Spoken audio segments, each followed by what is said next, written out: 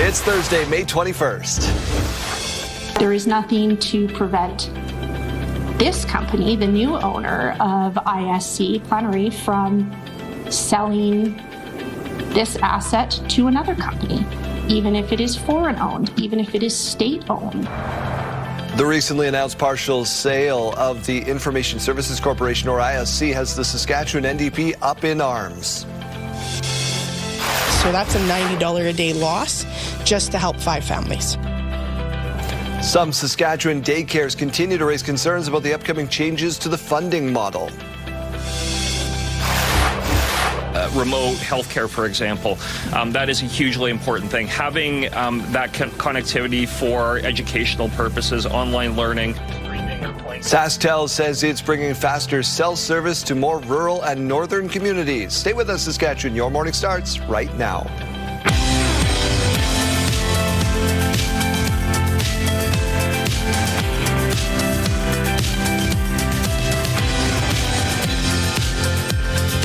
Welcome to Your Morning, Saskatchewan. I'm Daryl. And I'm Kayleen. Good morning and happy Thursday. Yesterday in the mail, I got my survey. Do you want kids use social media ban things? So I guess those are coming out, so you got to fill those out and return those. I have not checked my mail in a good minute. I was wondering. No, I still haven't. We were talking last week in the newsroom about how I haven't checked my mail in weeks, and no, I still haven't. There's fun things in there, like your census. Let's get over to your news for this part of the hour. The recently announced partial sale of ISC. As the Saskatchewan NDP up in arms, provincial government announced the $1.2 billion sale this week to Plenary Americas LP. The opposition says they are concerned that the sale to a private company will put Saskatchewan people's data at risk of being commercialized or sold to the highest bidder. There is nothing to prevent this company, the new owner of ISC Plenary, from selling this asset to another company, even if it is foreign-owned, even if it is state-owned. Young says this should be concerning for anyone conducting land transactions or registering property in Saskatchewan. Former Snowbirds pilots say the show may never be the same.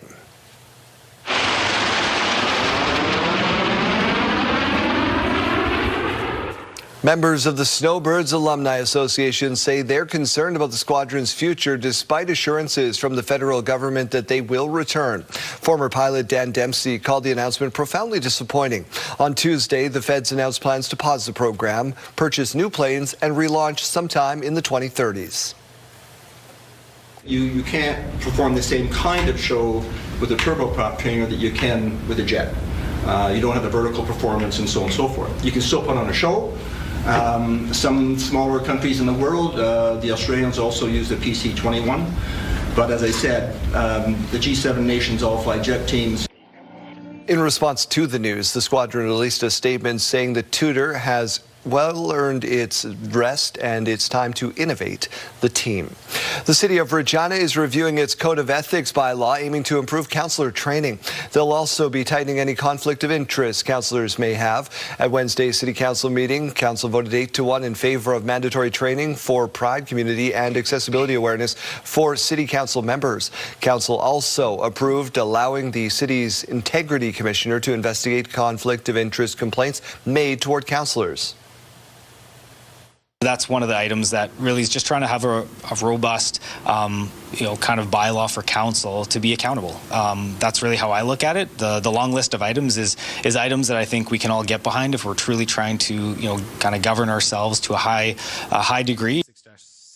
Council also approving its zoning bylaws for housing in East Central and Northwest of the city. Council unanimously approved an amendment to its zoning bylaw at 834 Broadway Avenue, which would allow the developer to build a multi-unit residential building within the Al Ritchie neighborhood.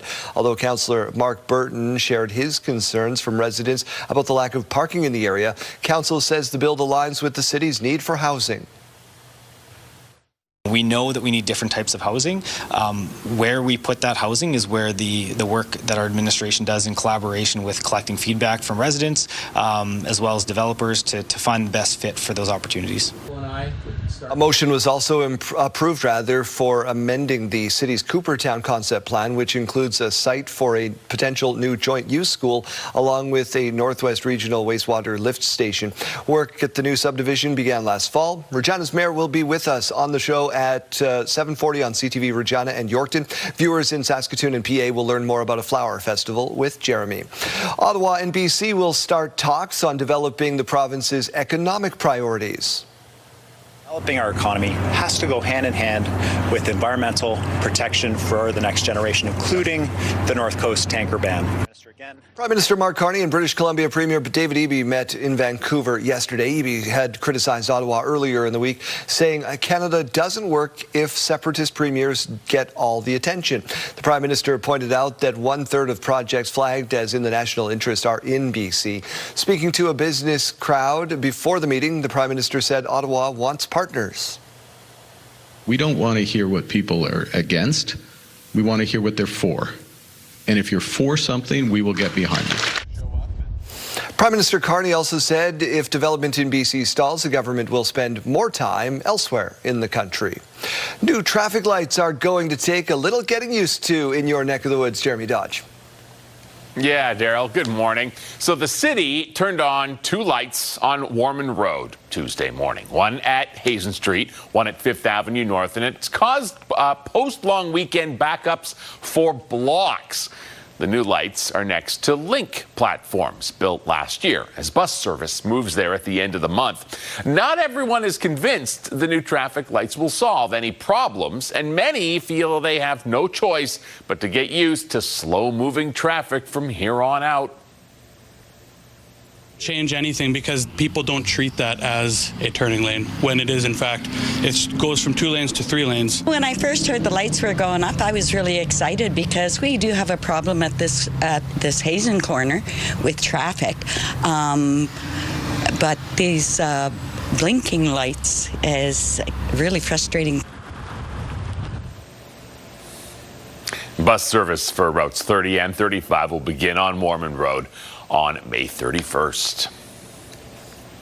Let's check in on the gardening situation for people in Saskatoon. It's been tough so far, but current conditions are providing some optimism, and local gardening stores feel the same.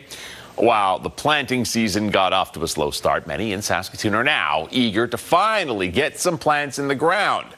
At this Saskatoon gardening store, the weather has been the topic of conversation, even more than usual. Staff say the cold, slow start to spring delayed business and created challenges for growers, but with warmer temperatures finally arriving, things are quickly picking up. Customers anxious to get outside and start planting to try and make up for the inability to plant on May long weekend. Typically very busy at this time of year, but this year it's quite a bit slower. People are waiting for the weather to break. They're waiting for it to stop snowing. They're waiting for an opportunity to get in their yard and get out there and do something in a nice climate. And across the city at Dutch Growers, Wednesday was the busiest day so far, with shelves stocked with more plants than usual at this late stage in May because it has been so slow. Well, Daryl, Sask Power doing some inspections on wood power poles around the province. Jeremy, 123,000 of them as part of annual checks. Inspectors will look at poles, cross arms, anchoring cables, and any other hardware for signs of damage or decay, while also doing work that extends their lifespans. Any pole that can't be repaired or reinforced will be replaced. Sask Power said maintaining a pole costs less than $65 compared to about $5,000 for a brand new one. No power outages are necessary for this, they say, but workers may occasionally need to access private property. The Montreal Victoire are Walter Cup champions. Aim to seal it. Victoire, Victoire. Montreal has won their first Walter Cup. Abby Rock scored twice to lead the Victoire to a 4-0 Game 4 win over the Ottawa Charge. This is the second year in a row that Ottawa lost in the final. Here's captain Marie-Philippe Poulin, who was the playoff MVP. It was ups and downs, and honestly, going back to this group, just fighting through. It hasn't been easy. Injuries, sickness, a lot of things, but we stuck to it. The Victoire are the first Canadian team to win the Walter Cup, and the PWHL is expanding to 12 teams next season. The NHL's Eastern Conference Championship Series begins tonight. We'll see what the result is. Hopefully we can have energy, and I know guys are pretty amped up, so I don't think it's going to be a problem. Suzuki and the Montreal Canadiens will take on the unbeaten Carolina Hurricanes, who haven't played a game since May 9th. The Habs' first 2 rounds went to 7 games. Puck drops at 6 o'clock tonight in Raleigh. Director Corey really wants an adult tricycle he's been sharing with us so that he can get outside and do some biking around, but he doesn't have a lot of money. Maybe he can win some here. All right, wake up and win with CTV Your Morning and Affinity Credit Union. We could pay your bills with a massive $20,000. Imagine what you could do with an extra 20 grand. The possibilities are endless. Today's code word is spend. Head to the contest page at ctvsaskatoon.ca or ctvregina.ca or scan that QR code on your screen. Enter spend with your info for your chance to win the Your Morning $20,000 Pay Your Bills contest, powered by Affinity Credit Union and Affinity for You. I wonder how many tricycles Director Corey could buy with $20,000. We'll do that math and get back to you here. Let's turn our attention outside here in Regina. It is not exactly that bright sunny start to the day that we were seeing yesterday. We're seeing a whole lot of cloud cover today for your morning. 7 degrees right now. Winds are very calm, currently coming in at 6 kilometers per hour. In Saskatoon, not seeing quite as much of that cloud cover. 6 degrees right now to wake you up, and winds coming in at 6 kilometers per hour. So a very calm start to the day, regardless of where you are in terms of those winds. Radar and satellite showing that we did see some of that storm activity in the province yesterday that we were talking about the risk of yesterday. It wasn't a large storm. It was in areas between Swift Current and Saskatoon there for the most part. Just a little bit, those areas lighting up in yellow on your screen. All those areas lighting up in green. We saw some of that light drizzle. That included Saskatoon and Regina, of course. Currently in the province, still seeing some of that rain falling. It's actually going to be increasing slightly into our afternoon hours. This is at about 3:45 p.m. Again, it's kind of what we've been talking about, where it's not one large system. It's very scattered, very broken up, which means it's going to be very unpredictable where exactly it's going to be falling, and it's not going to be consistently throughout the day. It's just going to be some stop and go, some light spitting of some rain, where we are seeing the risk of seeing some more of those thunderstorms today right around the Parkland region, around Yorkton. The risk of seeing that thunderstorm does extend over to Regina as well, although the chance is much lower. Into the overnight hours, we do see some more of that yellow and red color coming in from the United States, impacting areas down through the southeast corner, areas around Estevan. The risk of the thunderstorm will then extend to you overnight. Into Friday morning and early afternoon, we're talking about some more rain in areas right around that Parkland region. So more of the precipitation will be falling the further east you look towards Manitoba, as we do see a larger system falling over there. Today's forecast looking a little bit warmer as we turn our attention up to the Battlefords and Prince Albert into those 20-degree temps. Other than that, we do see down south some temperatures that are below that seasonal average, which is still right around 19 to 20 degrees. 16 degrees though today for Regina, 16 degrees for Moose Jaw, 14 degrees for Swift Current, 17 degrees in Weyburn, 16 degrees for Estevan, and 18 degrees expected in Saskatoon. The temperatures will be warming up as we get to the weekend, and we're seeing a lot of that heat on the way for Tuesday, and some more precipitation on the way by mid next week in Regina. In Saskatoon, again, a warm weekend on the way and a whole lot of sunshine. The heat on the way for Tuesday.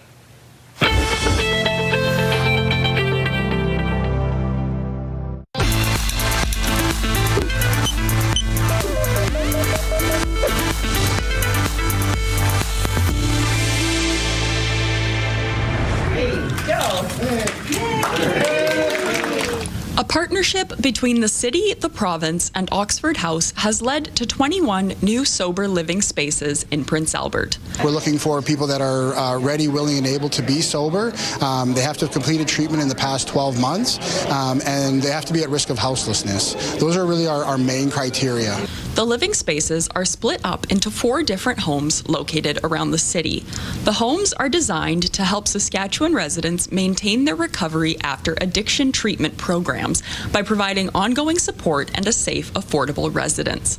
Oxford House says residents usually spend about 6 months in a sober living facility like this one. We offer an opportunity for close to 70% of the people who move into an Oxford House, 70, will eventually transition into the community successfully. The Ministry of Health committed almost $240,000 of annual funding to Oxford House for sober living services. I just have utmost respect and appreciation because this isn't a journey that we undertake on our own. The province has committed to 500 addictions treatment spaces by March 2027, and right now about 330 are active.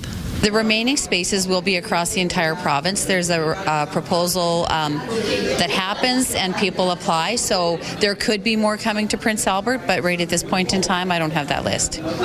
Saskatchewan Housing Corporation put up $900,000 to buy and renovate homes. The city of Prince Albert contributed $90,000 and Oxford House Saskatchewan more than $500,000. Jasmine Pelche, CTV News, Prince Albert. Health Report, brought to you in part by SEIU West, Saskatchewan's first healthcare union.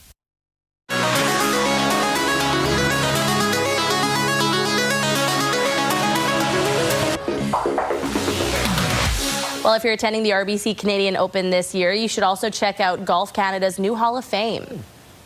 Our archives, artifacts, film, photographs, artifacts collection is anything from golf balls to golf equipment to medallions, medals, hats, trophies. It really encompasses a lot of Canadian golf history.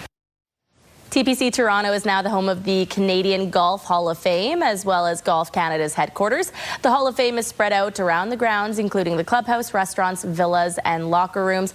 It will all be open in time for this year's Canadian Open, which begins June 10th. Quick, name a Canadian golfer. I know two. You know what? I don't want to waste so much time because I could name so many. That is true. That I just don't want to go on and on and on. Then you get into golf weather, and that's a whole. Yeah, exactly. All right, let's go to our question of the day.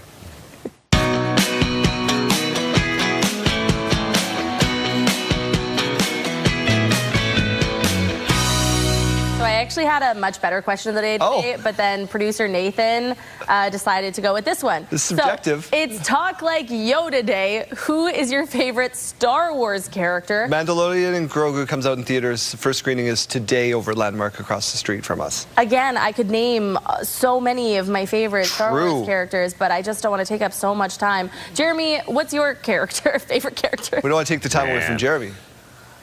Yeah, I could name hundreds. I've spent so much of my life reading and researching this stuff. I have always been partial to the classics, though. I like Darth Vader. He is one of the best villains of all time in any genre. So let's go with him. Very few speaking lines for him, too. Throw things over for our viewers. There's scan that QR code. I'm with Kaylee, and I don't know, Chewie, maybe? Do you want to talk like Yoda as we throw to break, though? Answer our question, you must. Answer our question, you must. Scan the QR code, you will. We're back after this.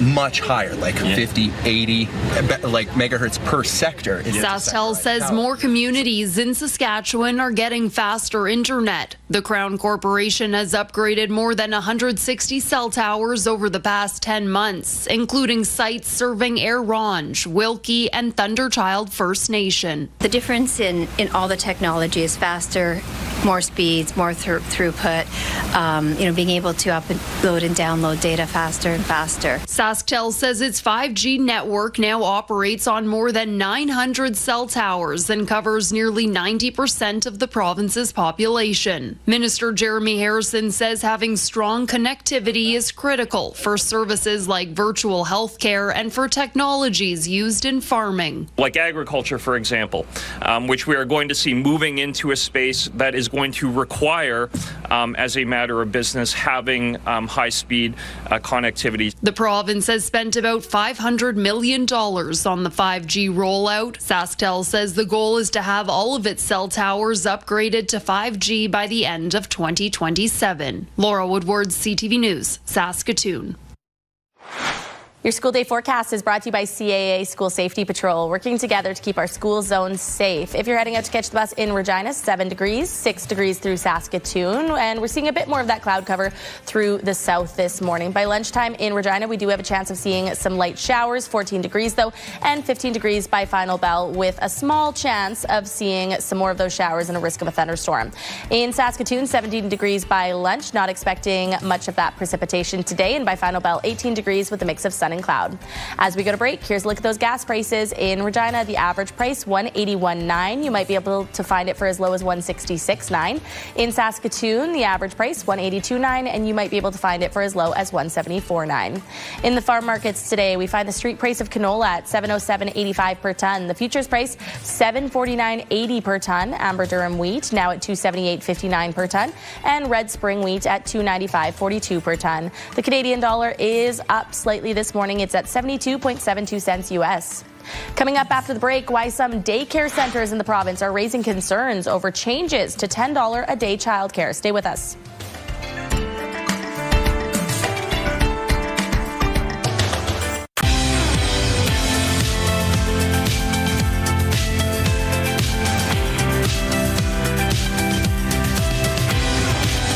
Good morning. Thank you for being with us. Some Saskatchewan daycares continue to raise concerns about upcoming changes to the funding model for $10 a day childcare. Starting July 1st, as you know, childcare providers will be receiving funding based on licensed spaces rather than the number of children in care. The director of Dalmany Daycare says the change could affect part-time care, where multiple children share the same space at different times. She says her daycare has 35 licensed spaces, but has been able to support 17 more families through part-time care. She says it may no longer be financially viable to support those additional families, since licensed facilities can only charge $10 a day under the program's funding rules. If you do the math on $10 a day, 5 kids is $50. Somebody working as a level 1 in early learning is making about $160 a day. So that's a $90 a day loss just to help 5 families. Last week, Education Minister Everett Hindley said that changes were due to funding limitations and called on the federal government to increase funding for the program. The Kinsman Foundation says it's reaching out to donors who may have had their contact info and email addresses compromised in a recent cybersecurity incident. The Kinsman Foundation said the incident involved unauthorized access to certain applications on its systems. The incident is now contained and regular operations and services are unaffected. Law enforcement have been notified and third-party experts are helping in an investigation into what happened. The Kinsman Foundation is notifying donors through CyberScout and asks that anyone remain vigilant of any suspicious emails claiming to be the Kinsman or Telemiracle that ask for user credentials or have a link for you to click. The foundation added if any private data is found to have been hit, people affected will be notified separately. Saskatchewan RCMP charged 2 people after a drug trafficking investigation in White Fox. Last Wednesday, RCMP executed a search warrant at a home. During the search, they found 2 weapons, one of which was loaded, ammunition, cocaine, crack cocaine, meth, fentanyl, cash, and drug trafficking equipment. A 20-year-old man and a 32-year-old woman from White Fox now charged with weapons and drug offenses. A 35-year-old man from Swift Current is facing drug and weapons charges as well after a search warrant was executed at Prairie Sun Court at a home there. RCMP officers seized 227 grams of meth, 662 grams of dried cannabis, cash, drug paraphernalia, a stun baton, and several imitation firearms. 35-year-old man has been charged with 6 counts, including possession for purpose of trafficking and possession of a dangerous weapon for a dangerous purpose. He'll be in Swift Current Court May 22nd. Prime Minister Mark Carney is condemning Israel's treatment of a detained activist from the Gaza-bound flotilla. Palestine! Check it! He called it unacceptable. His comments come after video surfaced showing the activists restrained with their wrists bound and foreheads lowered to the floor. According to the Global Samud Canada, 12 Canadian activists are among this group. Flotilla organizers say their goal was to deliver aid to the Palestinian people and break what they call an illegal siege on the territory. Canada's Foreign Affairs Minister is now formally summoning the Israeli ambassador to Ottawa, demanding guarantees for the safety and well-being of detained Canadians. An autopsy has revealed the cause of death of a woman who had donated plasma in Winnipeg last year. There may have been multiple contributing factors to her death, and none of them are her fault. A 22-year-old died after donating plasma for money last October. An autopsy shows the cause of death was sudden cardiac arrest due to an enlarged heart. There was another death in January this year after a donation at a different site in Winnipeg. Both sites are run by the same company, Grifols. A statement from the company says all assessments show no link to the donation process. Both Health Canada and Manitoba's chief medical examiner also found no link between the deaths and donations. Advocates, however, are calling for new investigations. Manitoba's health minister says he doesn't want to undermine the investigations already done. A professor at Western University in London is alleging a majority of students in one of the classes he teaches cheated on a final exam last month. 8% of my class achieved 100% on the multiple choice, 55%, over 90%. I've never seen marks like that in 20 years of teaching. And then when I went to the written answers, it was very clear that there was a disconnect. Information I didn't teach and that I can't believe they knew. Jacob Shelley alleges most of his 288 students in his healthcare law course used AI to cheat on a final exam. The online exam was to be closed book. Shelley chose not to use proctoring software, saying he doesn't believe it prevents cheating. He also chose not to use the exam results on the final grades, despite the school telling him to. But in the end, Western did include the multiple choice portion of the exam on the final grades. In a statement, the school says in part that they take all measures to protect academic integrity, and we have robust policies in place to address scholastic offenses. The federal minister of Small Business and Tourism stopped by a Saskatchewan brewery Wednesday, highlighting a 2-year extension of the alcohol excise duty relief. The relief applies to brewers, distillers, and winemakers and sees the federal government cap the annual inflation increase for excise duties to 2%. The minister said these are tough times for small businesses in Canada, and the federal government is trying to help. We're also cutting in half the excise rate, 50%, so up to a production of 15,000 hectoliters. We're also cutting the rate in half. We just shared the news, and this is about a savings of about $10,000 for a local brewery like Joe's right here in Saskatchewan. The minister says this is the third time the federal government has paused what would have been an automatic increase to the excise tax. Some community airports in the province will get a boost from the provincial government. On Wednesday, the Ministry of Highways announcing in Yorkton their commitment to put $935,000 toward airport upgrades this year, with local airport operators contributing $1.1 million. The aim of the contributions is to support and strengthen the reliability of local aviation services, such as the airport in Yorkton. 9 communities are receiving airport funding. They include Yorkton, Assiniboia, Weyburn, the RM of Moosomin. The minister says investing in community airports is justified. Are important links for healthcare. They're important links for economic development. They're important links for, being able to promote ourselves as a sustainable district for investment to come into the province. Kim Gardner apparently speaking to us in front of a cloud. Work on the aviation projects is scheduled for 2026's construction season. The Saskatoon Mamba hunting for their first win this morning. Cream and Liberty, 3-on-1 for the Alliance. Here is Johnson, sky through. The Mamba are coming off a 93-80 loss to the Montreal Alliance. They are back on the hard court this morning. It's a rare 9 a.m. tip-off. They're taking on the Scarborough Shooting Stars, who are unbeaten on the young season. The Mamba return home Friday the 29th to take on the Winnipeg Sea Bears.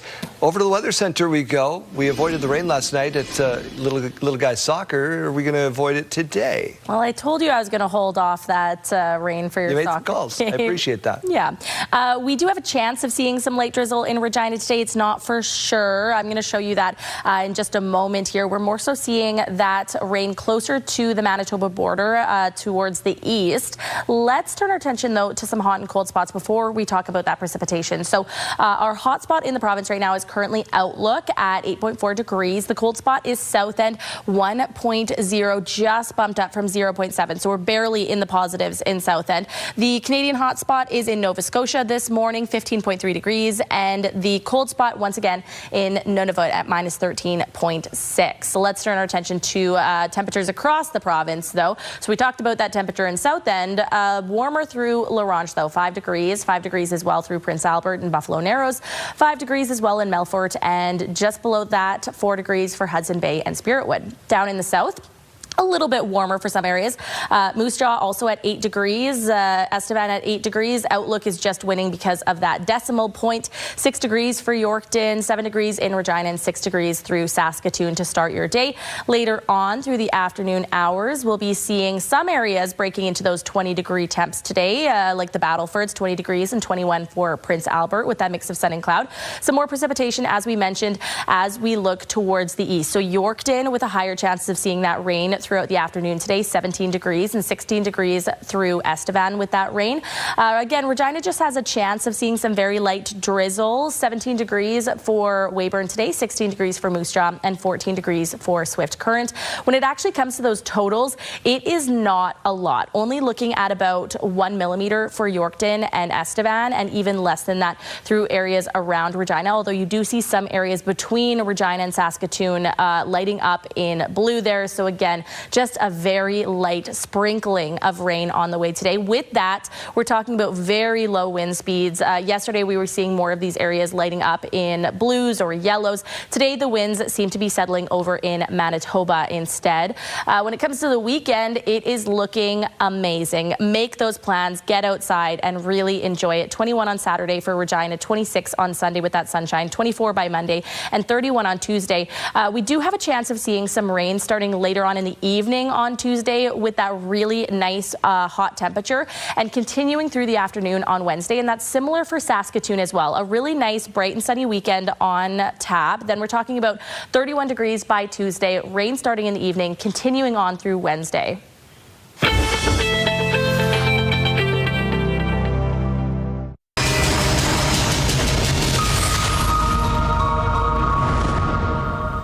It is called the Innovate Rural Festival and Forum 2026, and it's happening in Estevan next week. And I'm joined now by the Executive Director of Innovate Rural, Gordon Moore. Good morning, sir. Good morning. Thank you for having me. Oh, thank you for coming on. This is the third year for this conference. I guess, can you just tell us what we can expect from the Innovate Rural Festival and Forum 2026? Well, for sure. So the subject obviously is rural innovation. And what is rural innovation? A lot of people will think it's ag. Of course it is. But if you think about where all energy comes from right now, so the electrons that you're using to watch this, or the molecules in your car, the gas, and 99% of that comes from, rural communities across Canada. So we're also energy, but we're also pretty much anything else. Rural Saskatchewan, rural Canada, we're a bunch of people who, when a problem happens, we have to solve it on our own. We don't have others that can solve it for us. Good example is your combine breaks. Are you going to wait for, oh darn, next season? No, you're going to figure out the problem. So we're problem solvers and solution makers. We're also really good entrepreneurs. Farmers these days are small businesses, if not more. So we're pretty much everything right across the board. The point of the conference is just to shine a light on these rural innovators. The way the innovation systems and networks work in Canada, they're really urban-based. So how can we keep these rural innovators in rural communities creating new businesses? Okay. Now, this conference seems like a pretty big deal, right? You've attracted some big name keynote speakers, some cutting edge technology breakout sessions, more than 35 speakers. Why does rural innovation matter so much to have an event like this? I think you just kind of covered it there with all these speakers. So we've got people from every single province right across of Western Canada. We just also got Newfoundland, Ontario, and Quebec, so pretty much the whole thing. Why does rural matter? Beyond what I just was saying there, if you look at, for example, all the new projects of national interest, just a way to understand how important rural is. Every single one of those is happening in rural Canada.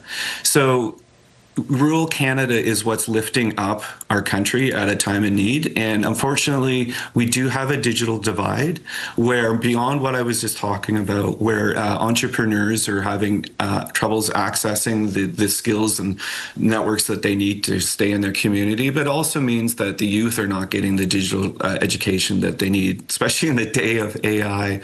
So the idea of the conference is there's a lot of people around rural Canada, not just in Saskatchewan, who really care and understand that. So the idea is just getting us all together and talking about it. The other thing is we're year 3, so year 3 we're finally getting some good traction right across Canada, and yeah. Okay. So how can people attend then? How can we take part in this? Well, it's awesome. Thank you. If you go to our website, innovaterural.ca, or if you're down in the region, if you come by the Southeast College in Estevan, we are selling tickets at the door. So either way works. And yeah, come by. It's really important. Come by. Yeah, the Innovate Rural Festival and Forum 2026 starts Monday in Estevan. Go to innovaterural.ca for all the info. Gordon Moore, thanks for coming on, and here's to a great conference. Yeah, thank you. Appreciate it. Hello, Nikki Reyes inside the TSN Sports Center newsroom with your must-see moment from Wednesday forward. We go to Turkey. Europa League final, Aston Villa taking on Freiburg. Emiliano Buendia takes the pass. One touch and curls it into the top corner. What a strike from the Argentine. Takes the space and perfectly hits it out of the reach of the keeper. Aston Villa wins their first European trophy since 1982, and that is your must-see moment from a Wednesday. Tonight on TSN, WNBA action, Tempo taking on the Lynx. Tip off at 8 p.m. Eastern. That's all from the Sports Center newsroom. Have a great day.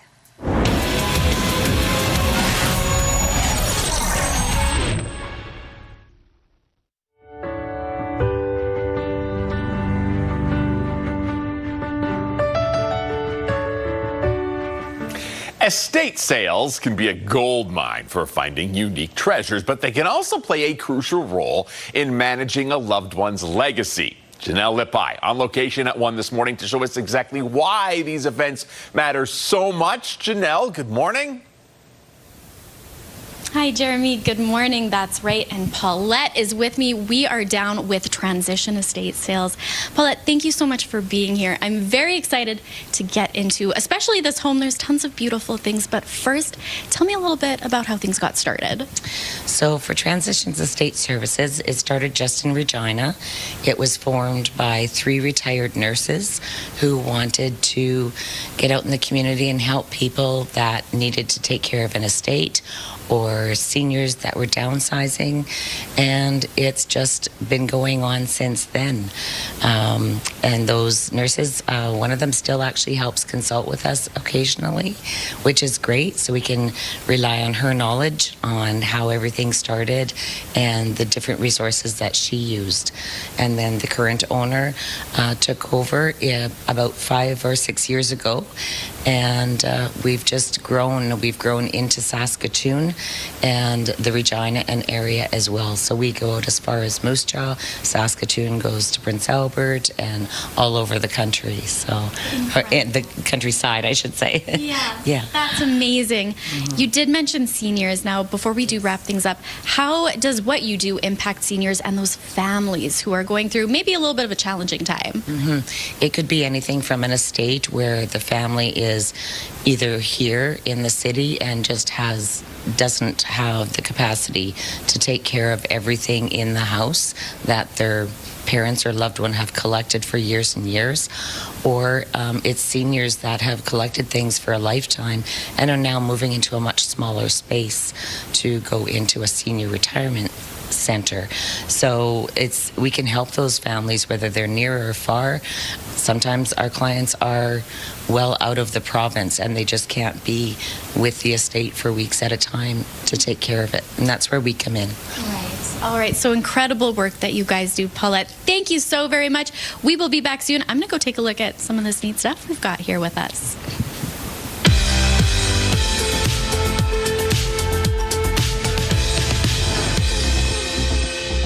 It's May 21st, and we have these milestones to share with you. We'll start off with a big happy birthday going out to Jordan for her 16th birthday. Lots of love from your grandma, grandpa, DJ, and the rest of your family.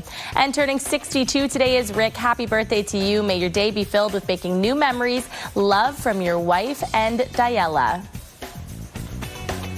Milestones, brought to you by Harbor Landing Village, an award-winning senior care and living community in Regina. If you have a milestone coming up, send us an email to yourmorningsaskatchewan@ctv.ca or simply scan that QR code on your screen. Please send those in at least one day in advance. We're giving away $20,000. How much are you up to in your contest that you're running? 1,700. Give us some time, though. We'll catch you slowly but surely. $50 with every wrong guess at a time, and we'll get there at some point. Yes, name that sound. Continuing on, 7:40 is when we are going to be playing once again, and all wrong guesses so far. But maybe today is the day where the money goes. You can see incorrect guesses at purecountry927.ca. We're also talking about that morning coffee and how to actually extend that caffeine. Keep it into you for a little bit longer. Next time you're ordering your coffee, pouring it in the morning, you want a glass of grapefruit juice to go along with it. It sounds like it would taste the same as brushing your teeth before orange juice, but it can actually help extend the life of the caffeine. We'll get you some more details on that after 7 o'clock.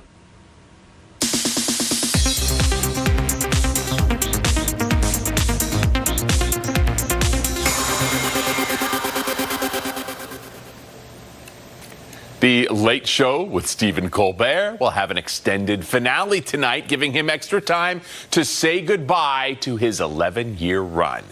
Now, the finale, not only Colbert's last show, it'll also be the end of the Late Show franchise after 33 years. Guest list for the final show being kept secret, but we do know both Jimmy Kimmel and Jimmy Fallon are airing reruns to keep the focus on Colbert's send-off.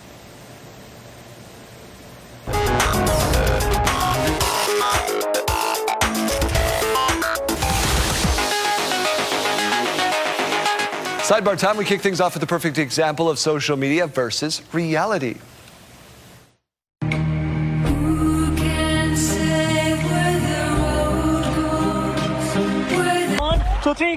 Lainey was hoping she'd look like the woman in the first video, not so graceful with the whale shark. Okay, but look at that first clip, though. Yeah. First one's majestic. Yeah. This one's kind of more like, oh, here I am. And there's a whale shark. She kind of looked like the little baby in the Nirvana cover. Hey, that's a good comparison. That's true, yeah. That brings us to the end of the hour. We reset. We got more on the other side of this short timeout.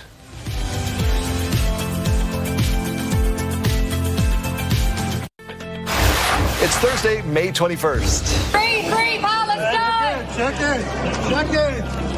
Check in. Ottawa is summoning Israel's ambassador to Canada over treatment of dozens of civilians who are detained from a Gaza-bound flotilla. Well, credit to Cargill for having faith in our ag industry in this province and this nation. Saskatchewan's newest canola crushing plant is now operational at Regina's Global Transportation Hub. By Freeman Liberty, 3-on-1 for the Alliance. Here is Johnson, sky through. The Saskatoon Mamba continued their search for their first win. Stay with us, Saskatchewan. Your morning starts right now.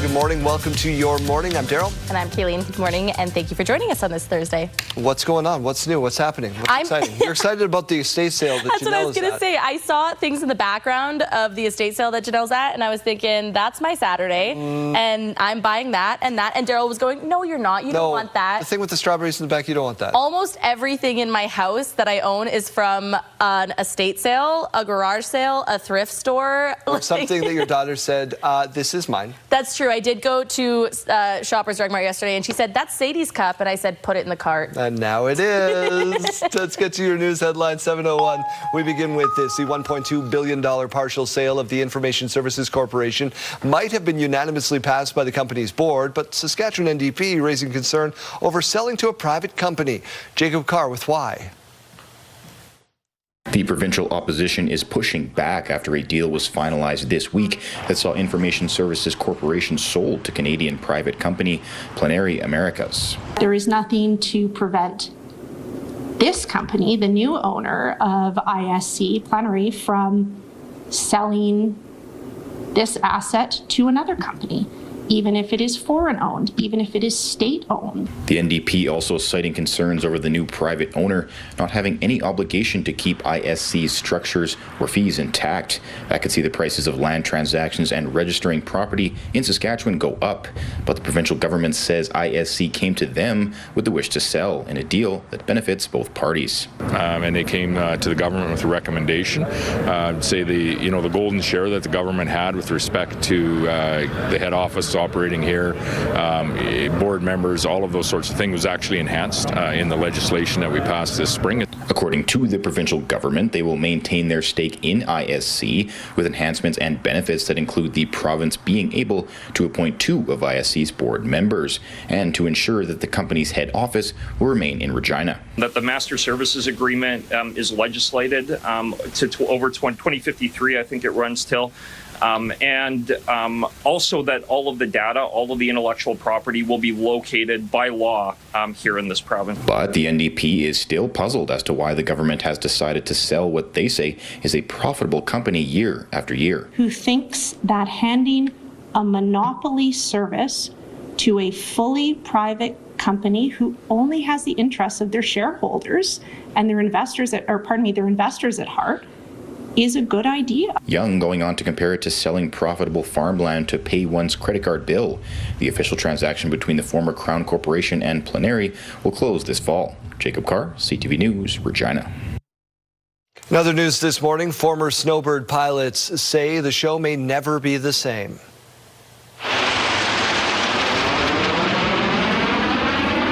Members of the Snowbirds Alumni Association say they're concerned about the squadron's future despite assurances from the federal government that they will return. Former pilot Dan Dempsey called the announcement profoundly disappointing. On Tuesday, the feds announced plans to pause the program, purchase new planes, and relaunch sometime in the 2030s.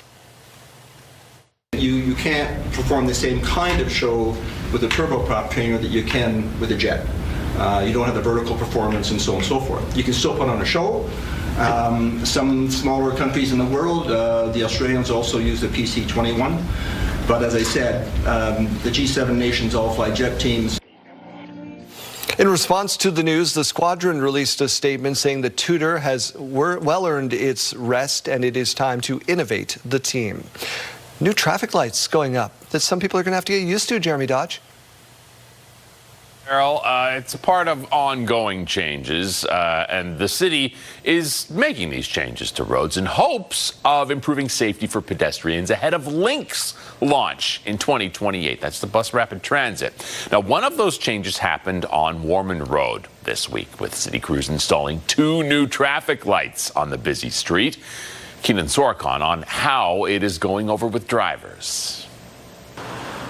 New traffic lights on Warman Road are going to take some getting used to. I don't think it'll change anything because people don't treat that as a turning lane. The city has put traffic lights at the Hazen Road and 5th Avenue North intersections on Warman Road near the concrete link platforms that were built last year. Testing the lights meant flashing yellow or red lights for much of the day Tuesday, causing backups for blocks, and residents heard the complaints from drivers. People could have gone with turning on the lights, and we know how to deal with lights, but This, I think, is frustrating a lot of people. The city is looking to beef up bus infrastructure and make tweaks across the city in an effort to make the roads safer for everyone, including pedestrians and cyclists. CTV asked the city for an interview about the new lights on Warman Road and any other potential changes across the city. No one was provided for an interview, but in a statement, the city pointed to a committee meeting last year where discussion focused on making streets safer for pedestrians and cyclists following the death of Natasha Fox in 2023, who was struck and killed while on her bike on College Drive. I am here as a voice for the community saying we want more.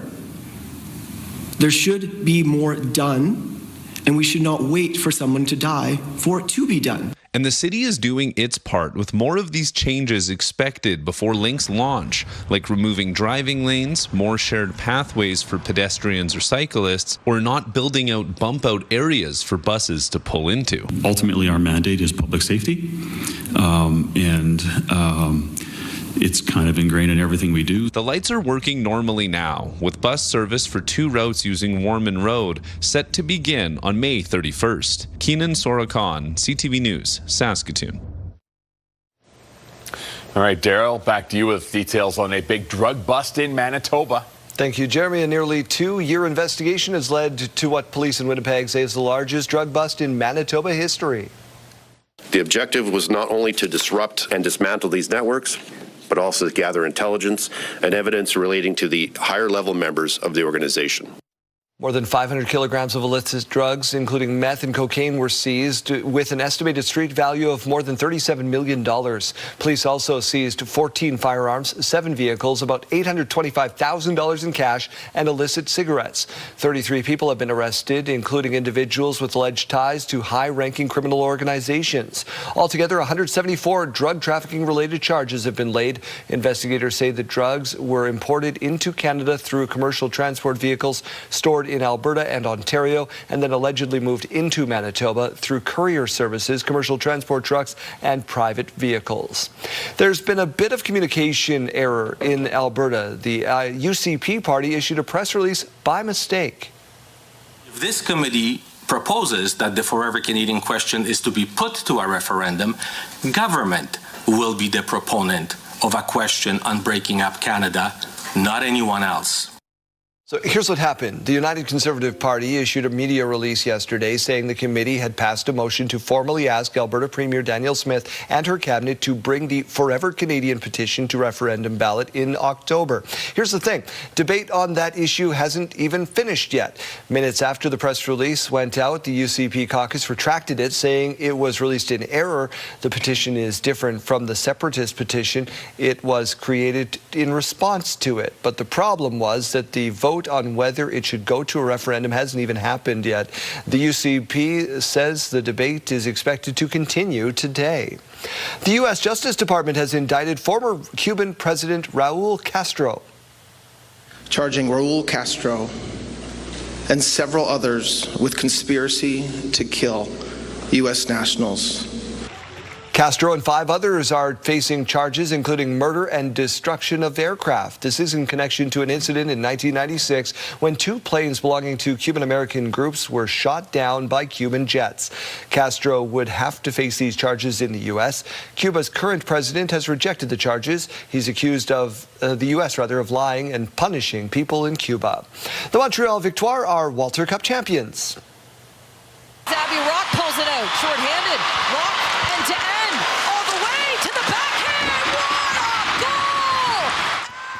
Montreal beat Ottawa 4-0 last night. It's their first league title. The league expands to 12 teams next season. The NHL's Eastern Conference Championship Series begins tonight. We'll see what the result is. Hopefully we can have energy, and I know guys are pretty amped up, so I don't think it's going to be a problem. Carolina Nick Suzuki and the Montreal Canadiens will take on the unbeaten Carolina Hurricanes, who haven't played since May 9th. Puck drops at 6 o'clock tonight, local time here in Saskatchewan, in Raleigh, North Carolina. Let's get over to the Pay Your Bills contest and today's code word. All right, Daryl, wake up and win with CTV Your Morning and Affinity Credit Union. We could pay your bills with a massive $20,000. Imagine what you could do with an extra 20 grand. The possibilities are endless. Today's code word is spend. Head to the contest page at ctvsaskatoon.ca or ctvregina.ca or scan that QR code on your screen. Enter spend with your info for your chance to win. The Your Morning $20,000 Pay Your Bills contest, powered by Affinity Credit Union, and Affinity for you. All right, the morning view this morning is not quite as bright and sunny as what we saw yesterday. We're seeing a whole lot of cloud cover through southern Saskatchewan to start the day. Temperature is not so bad, though. We're at 8 degrees right now in Regina. Winds are very calm, currently coming in at 6 kilometers per hour.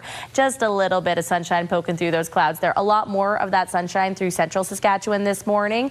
In Saskatoon, more of that bright and sunny look, 8 degrees as well. Winds coming in at 6 kilometers per hour. Let's turn our attention to current temperatures across the country and how we compare here in the prairies. We are seeing a lot of green on the screen, and that's really good. We're seeing some very nice temperatures across the country, other than some of that light blue color on the border of BC and Alberta, and also some colder temperatures through Quebec this morning. Later on into the afternoon hours, Saskatoon and Regina, we're seeing about 18 degrees for Saskatoon and Regina, about 16 degrees. A little bit of precipitation expected through some eastern portions of Saskatchewan and over into Manitoba.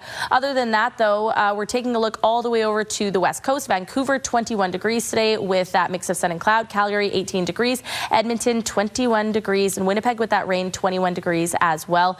As we turn our attention out towards the east, we're seeing 12 degrees for Toronto, 16 degrees for Ottawa today, 16 degrees for Montreal, 15 degrees for Fredericton with that sunshine all day throughout the afternoon. And St. John's, 12 degrees, could be seeing some more of that wind over there, though. Today's forecast in other areas in Saskatchewan, we're seeing about 20 degrees for the Battlefords, 21 for Prince Albert. And again, more of that rain as we look towards the Manitoba border. Yorkton does still have a risk of seeing a thunderstorm today.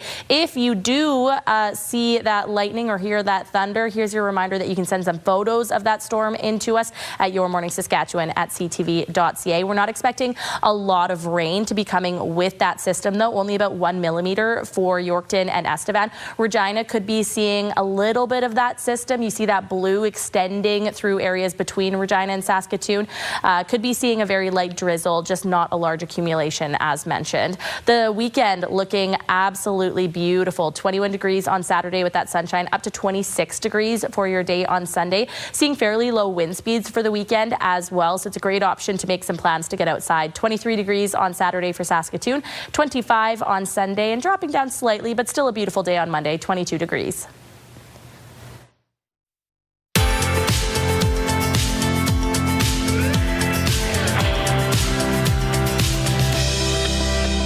Let's take a look now at our rural forecast. We're seeing some nice temperatures today, right around or just below the seasonal average. 18 degrees for Watrous with that sunshine, 16 degrees for Wynyard, more of the cloud cover over there, and the chance of a light sprinkle in Outlook, 17 degrees this afternoon.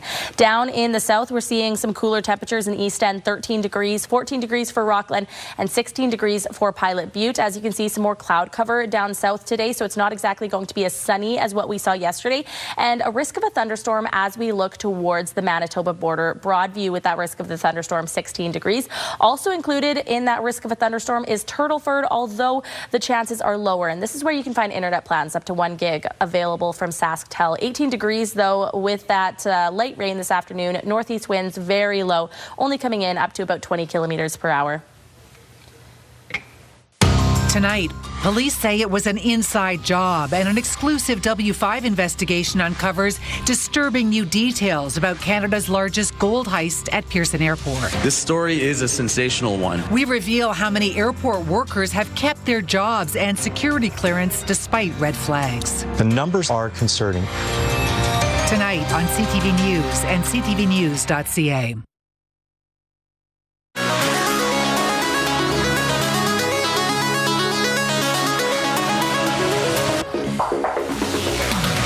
Crowds have lined the streets in a town in India for a colorful parade.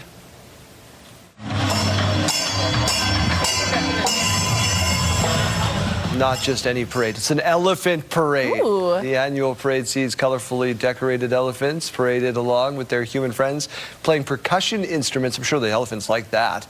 Elephants are revered by people of the Hindu faith.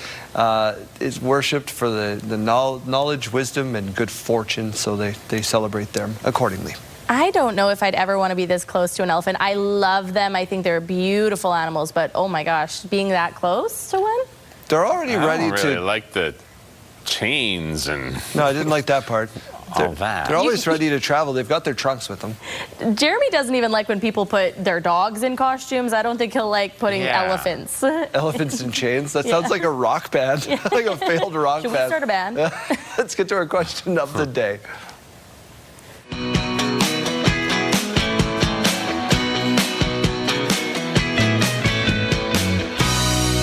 Talk Like Yoda Day it is, so we were asking you your favorite Star Wars character, the new movie, of course, in Landmark and other cinemas starting today.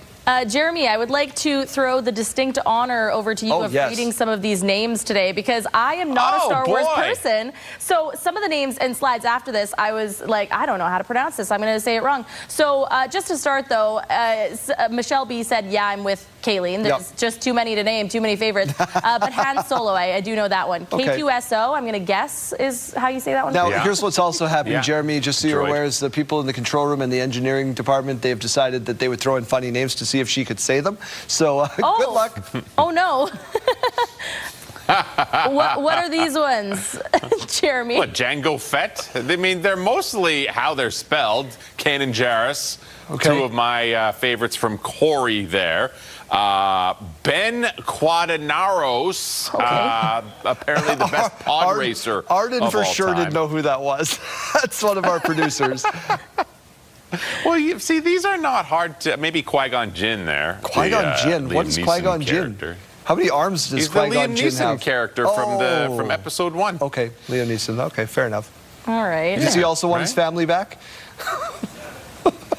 I don't know what that means. Oh, that's every Liam Neeson character ever. Oh. Every movie that Liam Neeson's ever in. Yeah. You're going off on a whole different tangent. So let us know who your favorite Star Wars characters are. We'll throw the QR code up. We'll get rid of these shenanigans. We'll get you real answers. Text 10400 to scan the QR code. We're going to do your morning mystery after this.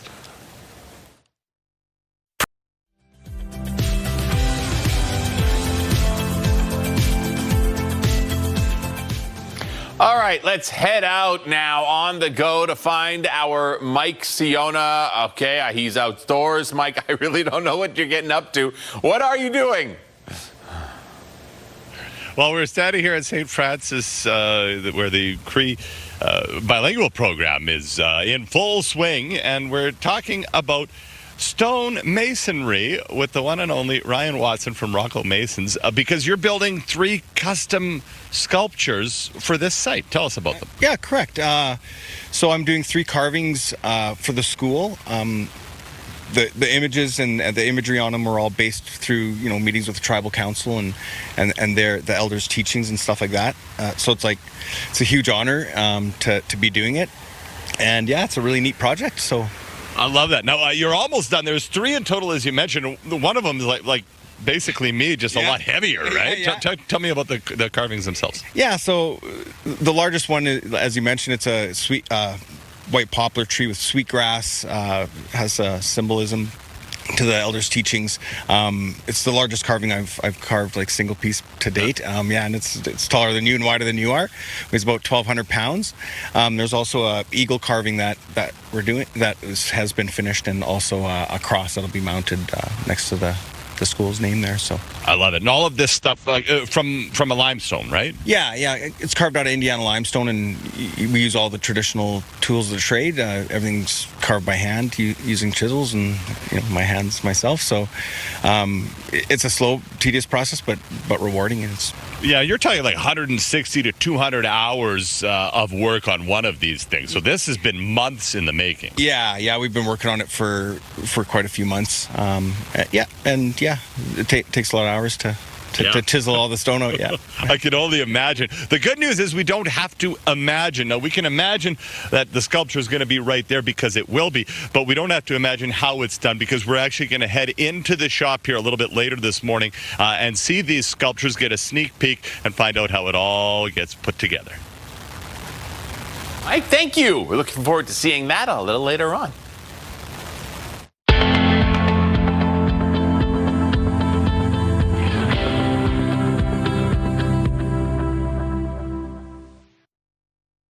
Look how nimble Jeremy Dodge is. He's already got his whiteboard. He's got his marker. Let's get those lids off and get to our first clue of 3. It is a thing today. Clue number 1. The object we're talking about was invented in 1932, originally marketed as a more convenient alternative to a safety razor.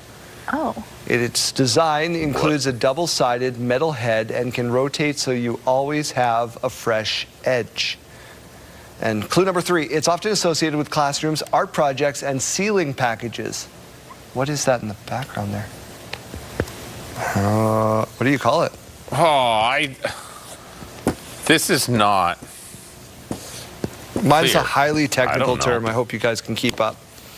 I'm going to go with the tape thingy. I'm going with scissors. I think that looked like the tape thingy. Oh, box cutters. That's a good answer. What is it? Director Corey says. Oh. For moving. Tape dispenser. So tape thingy, are we counting that? Can we get a judge's ruling here? Tape thingy? I told you it was a highly technical term. I don't know how you got tape anything from those clues. The picture in the background. I sense shenanigans. The picture in the background. It gets it helps you a little bit. That was today's morning mystery. I don't think this one did. Oh, come on, Dad. Studio consideration provided by Father's Furniture, specializing in quality Canadian-made furniture. Your school day forecast is brought to you by CAA School Safety Patrol, working together to keep our school zones safe. If you're heading out to catch the bus in Regina or Saskatoon, we're now at 8 degrees through both cities. However, a bit more of that cloud cover down through the south. By lunchtime in Regina, we do have a chance of seeing some very light precipitation, 14 degrees. And by final bell, the risk of the thunderstorm does move in. Again, it's not likely, though. We're more likely to be seeing that storm activity over through Yorkton today. 15 degrees, though, in Regina at that time. In Saskatoon, 17 degrees by lunch and 18 degrees by final bell. Cloud cover will be increasing through the afternoon hours. As we go to break, here's a look at those gas prices in Regina. The average price $181.9. You might be able to find it for as low as $166.9. In Saskatoon, your average price $182.9 this morning. You might be able to find it for as low as $174.9.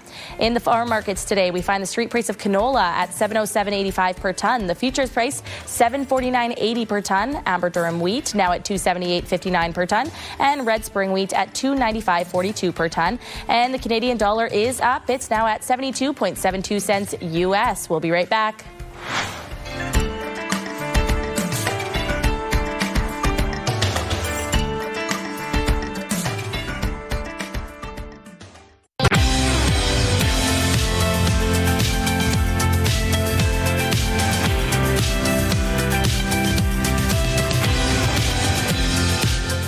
.30, good morning. Thank you so much for being with us on this Thursday. Another Saskatchewan daycare speaking out this morning over upcoming changes to the province's $10 a day childcare program. Stacey Hine reports on some providers saying the new model could mean scaling back.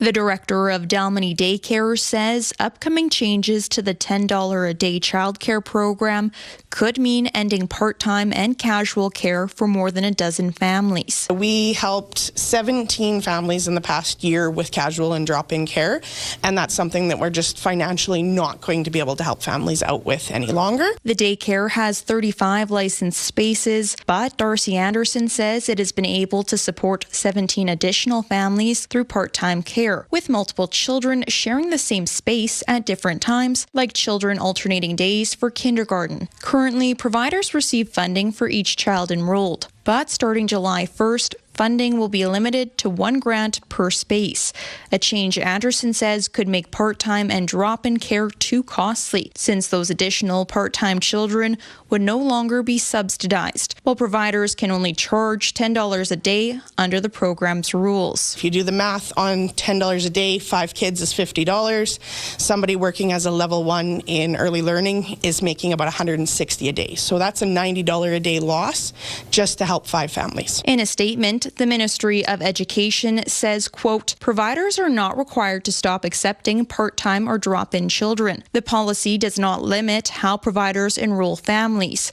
It ensures each licensed space is funded fully once, even when used by more than 1 child. The Education Minister said last week the changes are due to funding limitations and called on the federal government to increase funding. There does need to be a more substantial amount of federal dollars coming into this program in order to maintain it going forward. CTV News reached out to the federal government for comment, but did not hear back by broadcast. Meanwhile, Anderson hopes the province reconsiders the funding changes. I'm hoping that the government rethinks things and puts a freeze on it for July 1st to get us a correct funding model. Stacey Hine, CTV News, Saskatoon. 1 person is in hospital in Ontario being tested for the Ebola virus. The patient recently returned from East Africa, which is grappling with an outbreak. There are currently no confirmed cases in Canada. The Ontario Health Ministry says the person being tested out of an abundance of caution. The Ebola outbreak in the Democratic Republic of Congo and Uganda has resulted in 139 deaths at least and more than 600 suspected cases. World Health Organization says the potential vaccine is at least 6 months away. A boost to the canola industry and Regina's economy. Another canola crushing plant officially operational out at the Global Transportation Hub. Combined with the other plants in the province, 81% of canola produced in Saskatchewan can be processed here. Wayne Mantika reports. It's another step towards Saskatchewan being more than an exporter of canola seed. A ribbon-cutting ceremony at the Global Transportation Hub marked the opening of Cargill's new canola crush facility. So credit to Cargill for having faith in our ag industry in this province and this nation, making this very significant investment to allow us to achieve our provincial goals of crushing more than 75% of the canola seed here in the province. This will bring us up actually to 81%. A canola crush plant processes raw seed into 2 primary products, canola meal and crude canola oil. The federal government would like to see that product further refined in Saskatchewan. I think industry itself is showing a lot of interest in the biofuels option as well as cooking oils option as well. Canola, as I've said, is a miracle crop. Cargill has invested $350 million into the plant. It will process 1 million metric tons of canola annually. We announced $350 million, and I can say we ended up spending a little bit more than that, but that's kind of the rough ballpark. Cargill operates another large facility at Clavette, and Richardson has the world's largest canola crush facility at Yorkton. Delivering straight to the plant is a welcome option for producers. We were one of the first ones to haul in here, actually, so it's amazing to have this plant here. So we're really thankful that Cargill invested in this plant. And some producers also believe they can do better financially when they deliver directly to a crush plant, which is important at a time when fuel and fertilizer costs are high. Wayne Mantika, CTV News, Regina. The federal minister of Small Business and Tourism was in Saskatchewan at a brewery Wednesday, highlighting a 2-year extension of the alcohol excise duty relief. The relief applies to brewers and distillers along with winemakers and sees the federal government cap the annual inflation increase for excise duties to 2%. The minister said times are tough for small businesses in Canada and the federal government is trying to help. There is also an additional tax relief for craft brewers such as district brewing. We're also cutting in half the excise rate, 50%. So up to a production of 15,000 hectoliters, we're also cutting the rate in half. We just shared the news, and this is about a savings of about $10,000 for a local brewery like Joe's right here in Saskatchewan. Got it. Perfect. The minister says this is the third time the federal government has paused what would have been an automatic increase to the tax. The festivities continue for the Cathedral Village Arts Festival last night with a panel featuring award-winning Saskatchewan authors with the Saskatchewan Book Awards. The awards have been recognizing local literary talent for more than 3 decades now, celebrating the work of Saskatchewan authors and publishers and highlighting the stories behind the storytellers. The actual book awards, we had 200 people for the gala, and it's a very exciting night, but you know, that's 200 people. And now with our outreach program, we bring it to community events. We not only acknowledge, recognize, and celebrate the books, but we try to bring them to the community as well. Cathedral Village Arts Festival runs until May 23rd. You might want to head to the pumps if you're looking to save a few bucks on gas. Today is officially National Fuel Day. From 3 p.m. this afternoon until 7 p.m. tonight, you will get a discount of 10 cents per liter at Circle K and Couche-Tard locations across the country.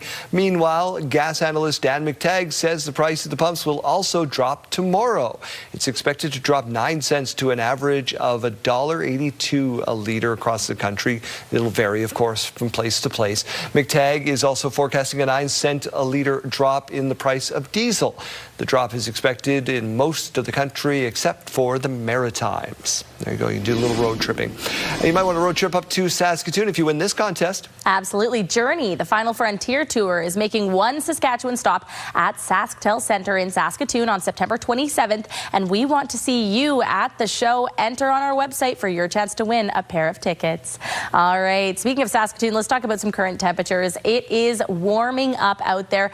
We're seeing more of that green popping up on your screen. That is great news for anybody who wants to spend any time outside this morning. We're starting to see some double digits in a lot of areas. 11 degrees in La Ronge, 9 degrees in Prince Albert, 8 degrees in Melfort, Spiritwood, and Hudson Bay. Saskatoon at 8 degrees, and joining them at 8 degrees, the Battlefords, Wynyard, Yorkton, Regina, Weyburn, and Estevan. 9 degrees this morning in Moose Jaw, 7 degrees in Assiniboia, and 6 degrees in Swift Current. Later on through the afternoon hours, we do have a chance of seeing some rain. More of that rain likely to be falling towards the eastern part of the province, though closer to the Manitoba border. Yorkton, 17 degrees. We do have a risk of a thunderstorm for the afternoon as well. 17 degrees for Estevan with a little bit of that rain. 16 degrees for Regina. Not for sure, but we do have a chance of seeing some very light sprinkles today. 16 degrees for Moose Jaw and 14 degrees for Swift Current. Let's take a look at how that rain is going to move in. So what you're seeing on the screen right now is current, so we are seeing some precipitation in those areas lighting up in green. However, into the afternoon hours, we see a very scattered, broken up system, and you do see more of that red and yellow color closer to the Parkland region. It is seeming to be moving off into Manitoba more so in the evening hours. However, we do still see some, again, right around Yorkton, Regina, and then coming up from the United States, impacting the very southeast far corner of the province as well, right around Estevan. So just be prepared for that risk of a thunderstorm if it does come. But other than that, just some light rain. We're not seeing any large accumulations, however. Moving on into your weekend, a little bit of rain still for your Friday and for Saturday morning, again, right around that Parkland region. Today's wind gusts going to be very low as well. So this is nice to see. Yesterday we were seeing just a few gusts. Today it's going to be very calm throughout the afternoon hours. Your weekend also looking wonderful to get outside. I know our May long weekend was less than ideal, but if you want to get outside and go camping, this is an awesome choice for a replacement weekend. 21 degrees on Saturday, 26 degrees by Sunday, 31 degrees on the way for your Tuesday, although in the evening hours in many places across the province, we're expecting that rain to be starting Tuesday evening and then carrying us into Wednesday afternoon. In Saskatoon, that is also the case. So a very nice weekend on tap. 23 degrees on Saturday, 25 by Sunday, 31 on Tuesday, rain starting in the evening, carrying us through to Wednesday afternoon.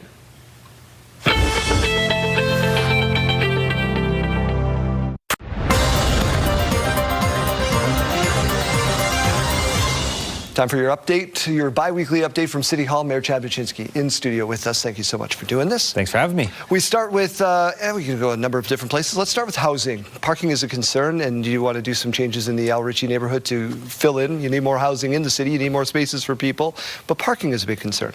Sure, and so I know yesterday we talked about one particular development on Broadway Avenue. It's something where, there is concerns, right? Anytime we do infill, there's concerns about the fit, the parking, that type of thing. But it's always looking at, is it a good fit? And in this particular case that we're looking at, it's on a main transit route. It's actually on a corner, so it does actually have more parking than a normal on-street, in the middle of our street type of a lot. And so we also look at the dynamics of the neighborhood and the need for all types of housing. And so it's a balance, and obviously, we can't put density everywhere because we actually need different types of housing. We need everything from single family dwellings to condominiums to everything in between. So, this was one where we're getting more and more mature in the evaluation of these different types of developments, and we have a better picture as to where they fit and whether they'll be successful, both as integrating as a part of the community and addressing some of those concerns. Last mayor and council passed a bylaw that changed the rules when it came to parking. You used to have one stall per dwelling and all those kinds of things. Mark Burton was the one that spoke out against this because he knows in the east area where we both live that it has become a problem. Have we found a balance? I think we've found a balance. I think we're working closer with developers and making sure that we understand some of those challenges. And even things like, as we develop and work with our developers on new areas and, widths of roads, frontage, that type of thing. So it's one of those where, you have a plan, you execute it, we get some lessons learned, and we keep iterating on it. So I think we're getting better and better as we go along. And as we hear the feedback from our residents, we try and apply that as best we can to make sure we're accommodating what kind of space people need, as well as balancing the need to not sprawl to a degree where we're impacting the way that we can deliver services. Talked a lot about ethics yesterday and mandatory training in two different areas, accessibility and pride community. Why is that important? For me, it's all the training for really looking at it from the perspective of, we need to understand our community. We need to understand the challenges that people face. We need to understand how people live in our community, every resident. And so for me, it's important not only to make sure that we understand that as council, but also it's training that we expect our employees to take as well, so they understand when they're delivering the services to our residents. And so, when I package that all up, it's information that I think is incredibly important for us to have and to understand, and it helps us, serve our residents much better. I love to end on a positive note. We just touched on it in the newscast. Cargill opening a brand new canola crushing plant. That's good investment for the city of Regina. Absolutely exciting. It's incredible for the city. It's incredible for the province. It's incredible for producers around the province. When I look at, agriculture is core to the province, but for the city itself, that creates jobs for the city. It creates opportunity around, everything, from the actual canola crushing piece there, all the way through to the products like biodiesel that could be coming from that. So, in the world where the gas prices are today, I think it's really exciting to see some of these alternative fuels that I think are starting to resurge, and the fact that we have a plant here in Regina that is ready to execute on that is pretty exciting. Mayor Chad, thank you. Thanks for having me. Here's what's happening in our community. A social dance happening May 22nd at 7:30 p.m. A social dance happening May 23rd at 7:30 p.m. This one in Moose Jaw. An art festival happening May 23rd at 10 a.m. out in Weyburn. They're telling Holocaust survivor stories May 24th at 6 p.m. at 4715 McTavish Street. And the Herman Lecture Series happening at Dark Hall May 27th at 7 p.m. Submit your event for our community by visiting our website, ctvregina.ca, and click on Community Calendar or scan the QR code on your screen.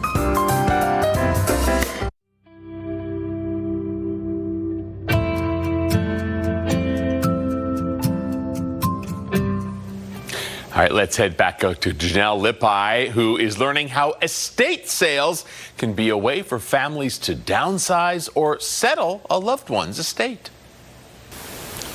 Good morning. I am back with Paulette with Transition Estate Sales. Now, we've been talking all things impact this morning, Paulette. Estate sales isn't the only thing you guys do. It is one of the services. Tell me a little bit about that. That's right. So Transition Estate Services is an actual service to clear a home, whether it's an estate or whether it's seniors that are moving to a retirement center and they need the house empty because somebody else is buying the home, and they need everything removed. So in a 2-week period, that's what we can do. We can come in, we sort, set everything out for sale, we price everything. The estate sale's the fun part, but it's getting ready. That is the actual work, and we have a great time doing it. We can usually do a house in 1 to 2 days. Occasionally it takes 3, but all the fun is behind the estate sale and getting ready for it and leaving the clients with a home that they can then sell, or for the new owners that are already ready to take possession. So a ton of hard work goes into it, and you also have organizations in the city here who help you out. Tell me a little bit about that as well. Yeah, we work together to help each other out, because every home we end up with things that are donatable and sellable and disposable. So we try to keep everything out of the landfill. So we're able to partner with different organizations in the city, such as Habitat for Humanity and the Log House, and they will take these donations and then they will spread them throughout the city to different organizations as well, to help those less fortunate that could use some of the things that we donate. Plus, after the fact, once we pack up the whole house and leave it empty, they come and they pick up everything for us and donate it. Absolutely incredible. Not only does it help these families, it also helps the community. Paulette, thank you so very much. Welcome. All right. Well, we will be back one more time. We've got a little bit more to show you.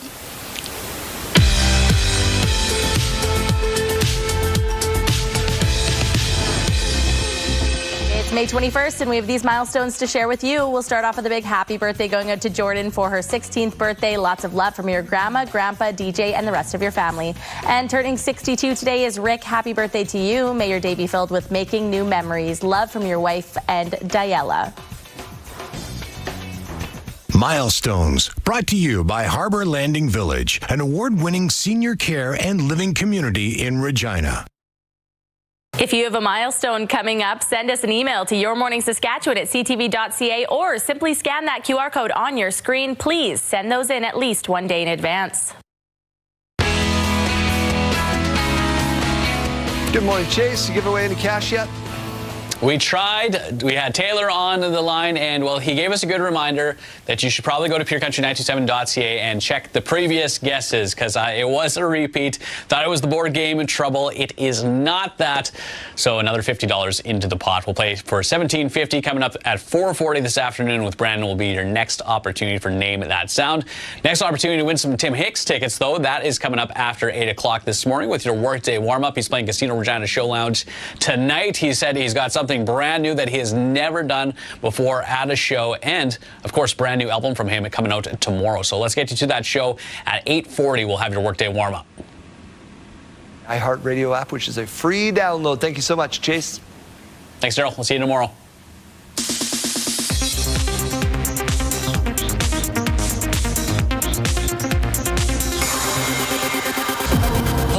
Right now, searching Michael Jackson's Neverland Ranch. This is part of an ongoing investigation.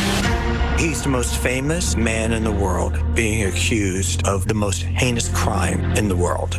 The official trailer is out for Michael Jackson, The Verdict. The docuseries looks at the iconic performer's 2005 child molestation trial, featuring interviews with people who were inside the courtroom. Michael Jackson, The Verdict premieres June 3rd on Netflix. My mom and dad also taught me to dream. They taught me to believe and to pursue. Kerry Washington's pursuits will be honored in New York. She's to receive the Spotlight tribute at this year's Gotham Television Awards for her career as an actress and producer. The 3rd annual Gotham Television Awards are set for June 1st. We gather here tonight to bring women back to their rightful place. The Testaments is returning to its place. Hulu has renewed the Handmaid's Tale sequel series for a 2nd season. Season 1 of the coming-of-age drama is now streaming, with the finale scheduled for May 27th. In Hollywood, I'm David Daniel. It was time for us to change things.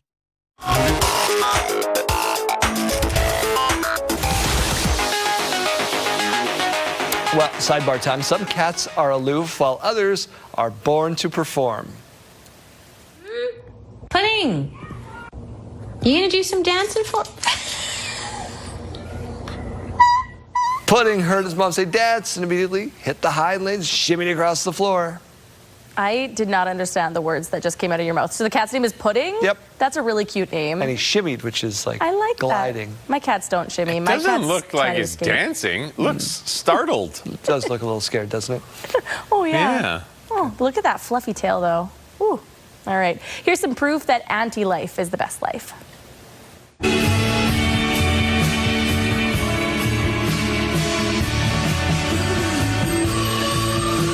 Pure excitement when they see her. There you go.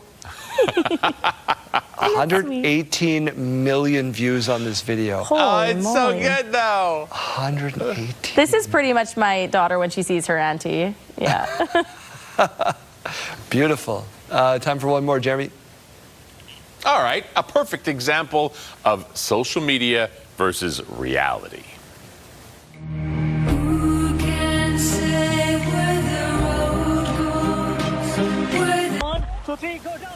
All right, Lainey trying to look like the woman in the first video, swimming gracefully with a whale shark, but instead, hey, it's hard to, control yourself underwater. I'd look like flailing to try to get back in the boat. That's a big animal. Get me a great out big of animal. here. Never know what's going to come at you in the ocean. That's right. Whale at a time.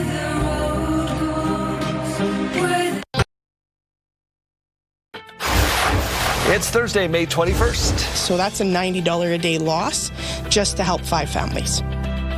Dalmany Daycare still has concerns over the $10 a day childcare plan. There is nothing to prevent this company, the new owner of ISC Plenary, from selling this asset to another company, even if it is foreign owned, even if it is state owned. The NDP has concerns over the sale of ISC. I don't think it'll change anything because people don't treat that as a turning lane. Blinking lights is really frustrating. New traffic lights are going up, and they're going to take some getting used to in Saskatoon. Stay with us. Saskatchewan, your morning starts right now.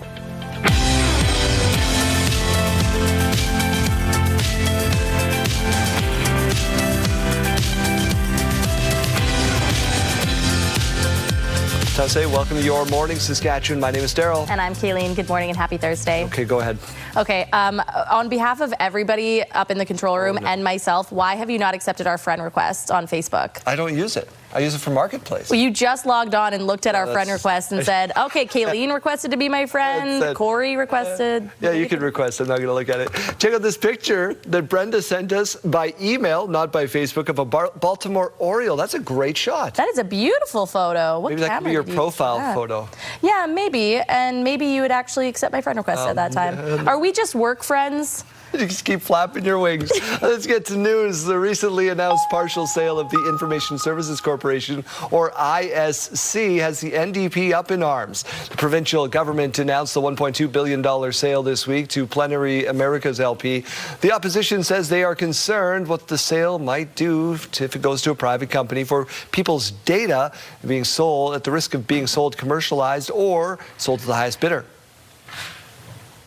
There is nothing to prevent this company, the new owner of ISC Plenary, from selling this asset to another company, even if it is foreign owned, even if it is state owned.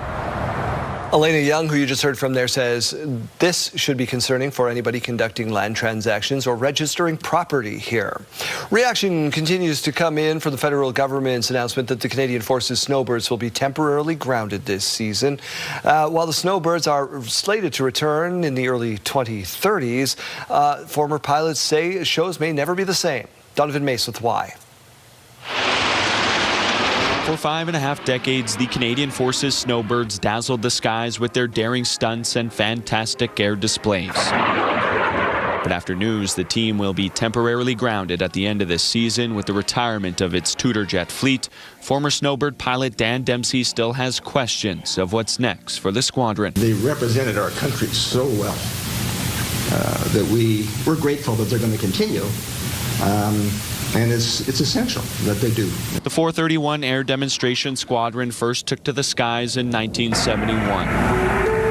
Snowbird's name picked by elementary students at 15 Wing Moose Jaw, and the logo, shaped like an ear of wheat, representing its home base and province. It is great, and if it can inspire other women. In 2000, Maurice Carmichael became the first woman to fly with the team, and a decade later became the team's first female commanding officer.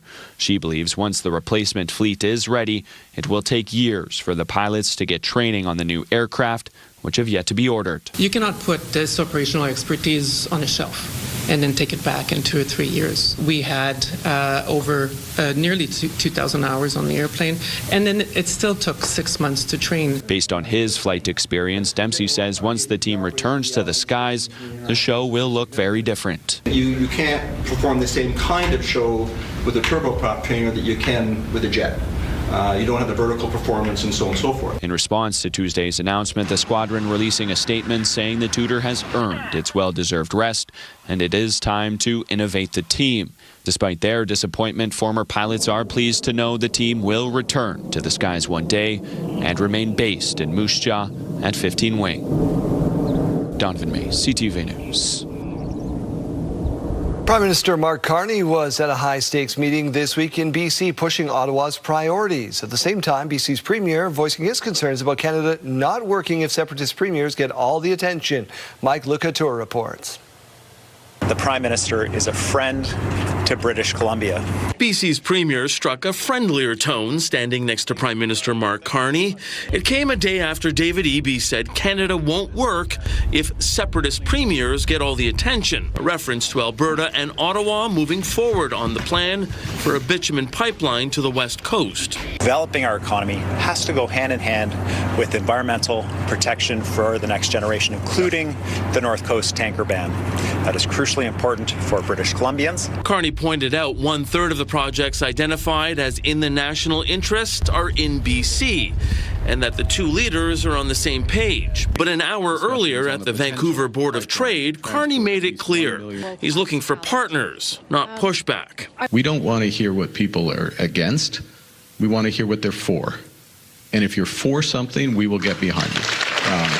Carney's challenge is to try and sell that message while balancing the competing interests of each province. I think what he's doing is he's saying, look, we are going to establish rules that will propel forward major projects, create jobs, and generate benefits for each province, for each part of the country. A part of that balance includes working with provinces like Saskatchewan to apply the industrial carbon tax.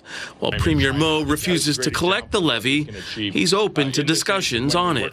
To see if we can come to some type of an agreement that works for industry and doesn't impact negatively the industries that are creating jobs and making investments just like this in this province. Carney and Eby agreed to start negotiations on BC's economic priorities. However, the Prime Minister also told that Vancouver business crowd if things get stalled there, his government will spend time in the rest of the country because they need to move forward. Mike Lecouteur, CTV News, Ottawa. Jeremy Dodge, they're all up in arms about these new traffic lights in your area.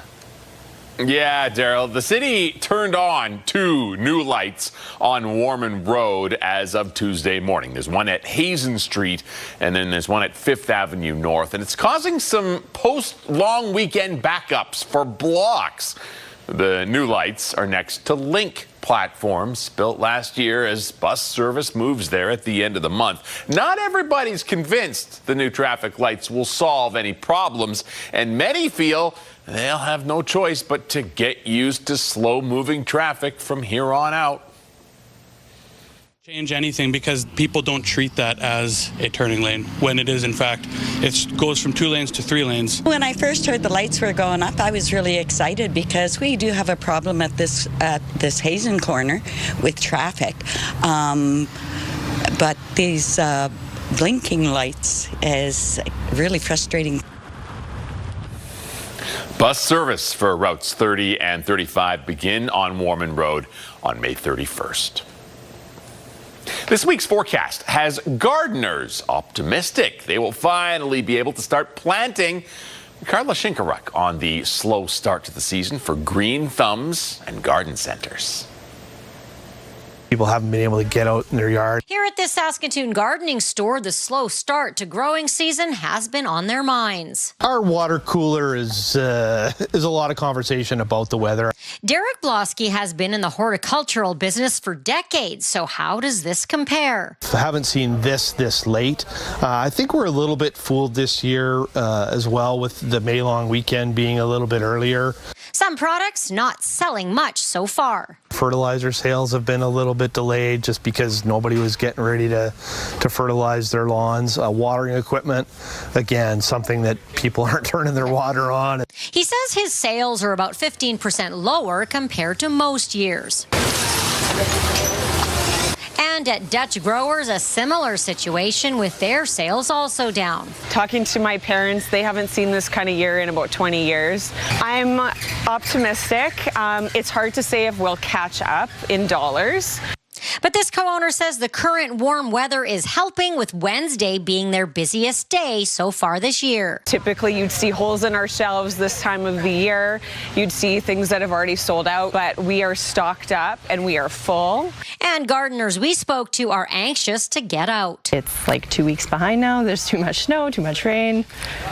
Just tilled my garden yesterday, and that's never happened that late. But this retired farmer says it's not all bad. We've had stuff in the ground for 2 weeks, and even in that snow, it didn't slow those plants down at all. No matter what you're seeing this year, it's all part of the Saskatchewan experience where optimism is key. There's still lots of time. There's still roughly a third of the month left, and hopefully better weather to come. Carla Shinkaruk, CTV News, Saskatoon.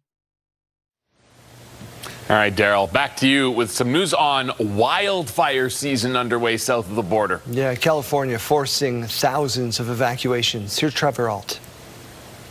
Overnight, wildfires raging across Southern California, forcing thousands of evacuations. The Sandy Fire in Simi Valley now scorched more than 2,100 acres just 30 miles from Los Angeles.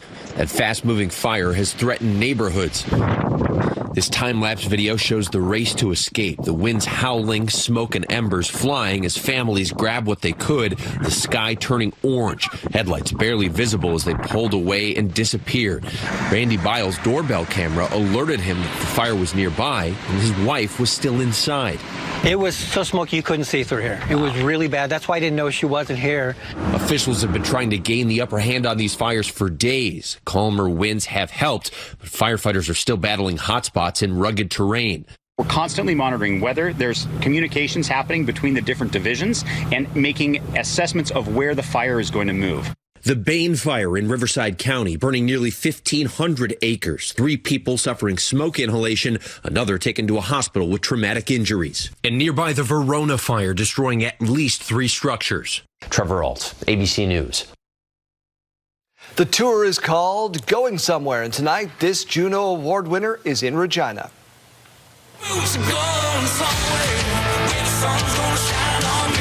I always feel like that crowd is as rowdy as they come when we come out to Regina, so I'm looking forward to it. I love that room. We played it a number of times over the year, and man, oh man, it's just it's going to be good to be back in town. I get a lot of heat. Tim Hicks is set to release a brand new album and single tomorrow. He says he'll be playing some of the tracks tonight at the Show Lounge at the casino. It's his 6th studio album. It is called Going Somewhere. Show begins tonight at 8 o'clock. Might be 1 or 2 tickets left over. Let's get over to the Weather Center. Bring in Kayleen Sawatsky. Good morning. Good morning. All right, hold on. There, I'll just go ahead and I'll open up the old Facebook app, and we'll just become real friends. How about that? Yeah, okay. Yeah, not just work friends. Yeah, okay. We're going to be real friends now. You can check my work later.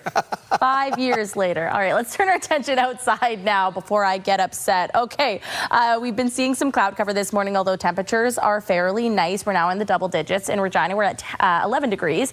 We do have quite a bit of cloud cover, though, as I mentioned, 13 km/h winds. In Saskatoon, more of that sunshine to start your day, now at 10 degrees, and winds very calm, currently coming in at 7 km/h. And those winds, thankfully, aren't going to be increasing all too much throughout the afternoon today. We did see some precipitation overnight, starting late yesterday, of course.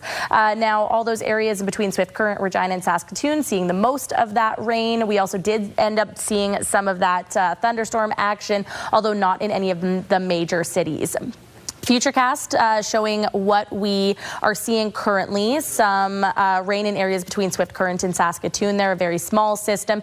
And we are going to be seeing some rain as well into the afternoon hours. This is at about 5:30 p.m. on your screen there. Could be seeing some thunderstorm action in areas right around Yorkton, although most of that color is over in Manitoba. Into the later parts of the evening and overnight hours, again, still seeing that risk of a thunderstorm in areas around the Parkland region, and it does extend through to Regina, although we're not expecting any large amounts of rain accumulation into overnight and even into our Friday. Still seeing more of that rain to the east, right along that Manitoba border, and then into Saturday, again, still seeing just a little bit of precipitation in the province. Today's forecast, though, we're seeing warmer temperatures around the Battlefords and Prince Albert, about 20 to 21 degrees there, 18 degrees for Saskatoon, 16 for Regina. We're now starting to see that risk of a thunderstorm extending over to Moose Jaw as well. Again, the chance is very low, though. 16 degrees there, 17 degrees for Weyburn and Estevan. More of that cloud cover. Again, though, Estevan could be seeing just some light rain. Turning our attention to our 5-day forecast now. Tomorrow is going to be similar in terms of the actual temperatures for Regina. Have a low chance of seeing some light sprinkles, but mainly we will be seeing a mix of sun and clouds. 16 degrees, as I mentioned, 21 by Saturday, 26 by Sunday, and 24 degrees by Monday. In Saskatoon, 19 degrees tomorrow, 23 degrees by Saturday, up to 25 for Sunday. A great weekend to get outside, and 22 degrees by Monday, mix of sun and cloud.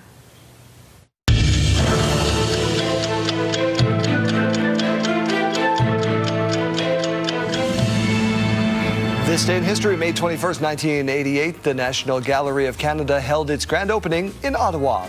May 21st, 1998, Canada ordered major fishing cuts on the West Coast due to declining stocks, banning fishing on 2 rivers.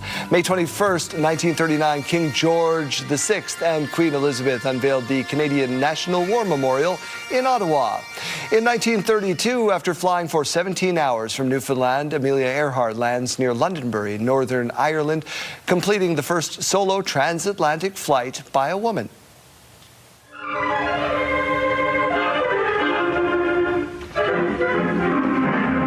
1908, first American horror movie, silent film Dr. Jekyll and Mr. Hyde premiered in Chicago.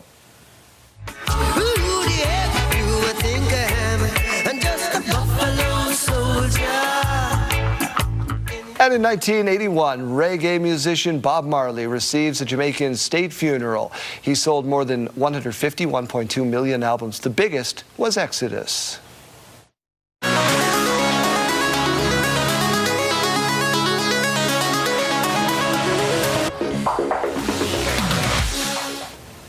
So tonight will be Stephen Colbert's final late night, and it will be a longer than usual send-off.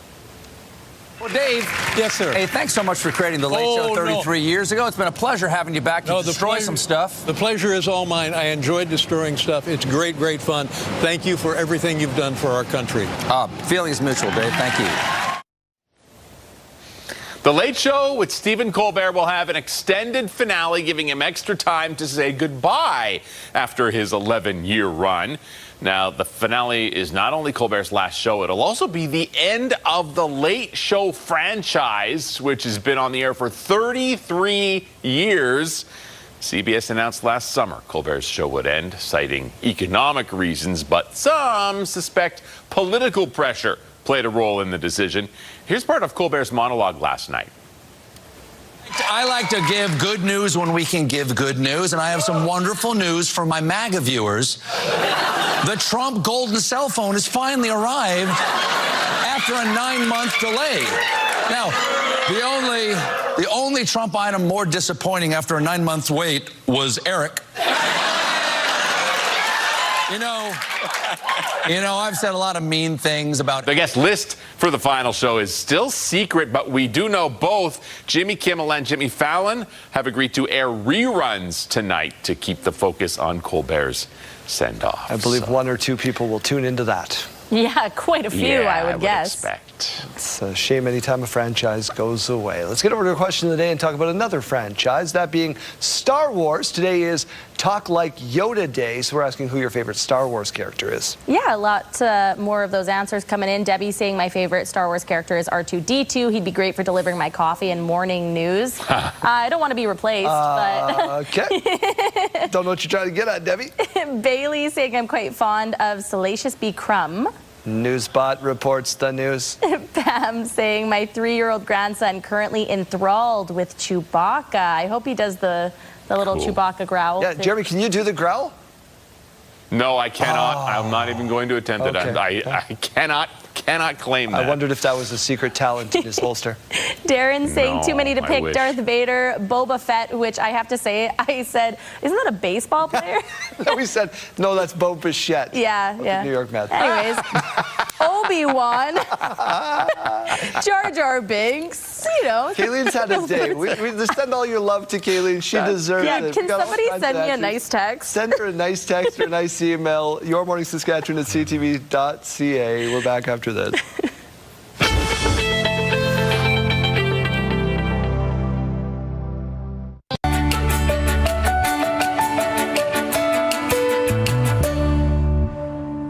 Time now for another edition of Charity Connections, powered by the Saskatchewan Community Foundation. Today's focus is on the partnership with Big Brothers Big Sisters of Regina and area, and we have Amy Moore and Jonah Toth here to tell us all about it. Good morning and welcome to the studio. Thank you. Good morning. So Amy, I'm going to come on over to you first. Let's talk about Big Brothers Big Sisters. Who are you? What are you all about? So we are a mentoring organization. We match children and youth who are facing numerous and significant adversities with screened and trained, powerful, positive mentors. And our mentoring programs are one of the most cost-effective, high-impact ways to combat and break cycles of poverty, isolation, low education. So it just changes the lives of the mentees, their families, the mentors, and our community at large.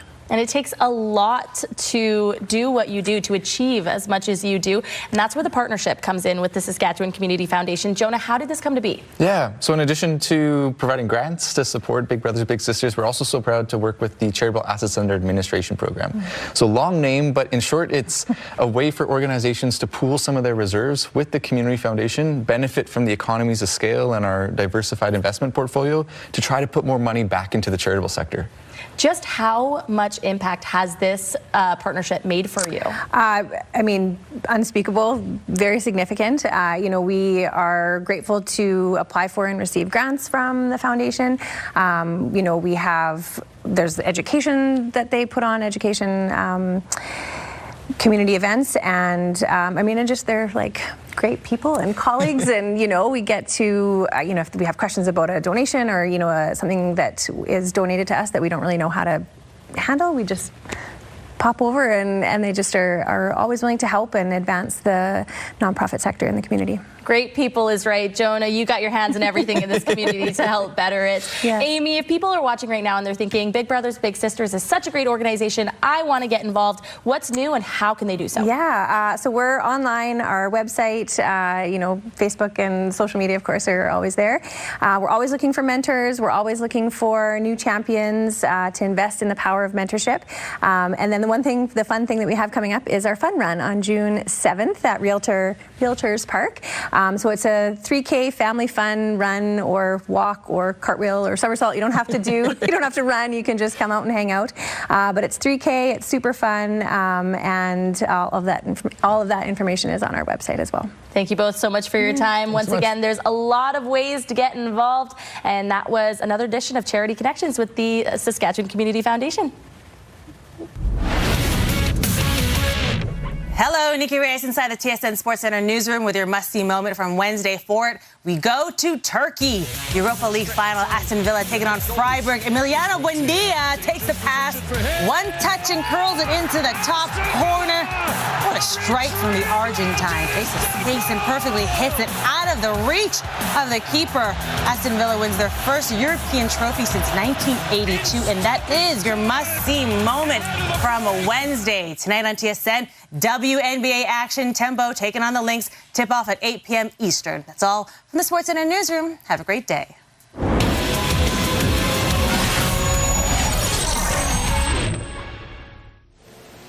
All right, let's head back out to Mike Siona now, who's getting a sneak peek at some spectacular spectacular stone carvings this morning. Mike, you are actually in the shop now? I certainly am. I'm joined by Ryan Watson here at Rocco Mason's inside the shop. And let's not just have me have the sneak peek. This is one of the 3 sculptures that you're putting on St. Francis School. This is incredible and hand-carved. Thank you. Yeah. All this is hand-carved, with chisels and sometimes by a mallet. It's just, It's just what you do, right? I mean, and that's what's is so impressive, for Mr. Watson here. It's like, it's just another day at the office kind of thing. But to see the intricate detail that goes into this, I want to actually talk about some of the tools that you have here, because we were just chatting. I mean, these are almost 100 years old, some of these chisels that you use. Yeah, these chisels I purchased when I was in Chicago, and some of them predate the Great Depression, so they've been used by a lot of stone carvers' hands, and I don't know, it's kind of neat just to be able to carry on that tradition and do this for St. Francis. Yeah, no doubt about it. It's fantastic. So this one, the eagle, 2 feet by 4 feet, and then look at the size of this, and that's the tree and the sweetgrass, right? Yeah, that's white poplar the sweetgrass carving that'll be mounted at the front entrance of St. Francis. It's the like I said, the largest piece I've done to date. It's 74 inches by 53 inches, and I think it's turning out wonderful. 1,200 pounds. You're almost done, and I understand that in a couple of weeks, all of these actually get put onto the school. They get commissioned. This limestone, such a unique, form of stone to carve. How delicate do you have to be when you're actually piecing this together? Actually, the stone, it's a really tight-grained, consistent stone for carving. It's one of the best stones to carve in the world. So, if you know what you're doing, there's not too many mistakes. There you go. Well, we know that you know what you're doing. Absolutely brilliant artisanship here. You can't see it here, but don't worry, because in a couple of weeks it is going to be up at St. Francis School. Just a tremendous, tremendous sneak peek of what is to come for Saskatoon and Saskatchewan residents to enjoy.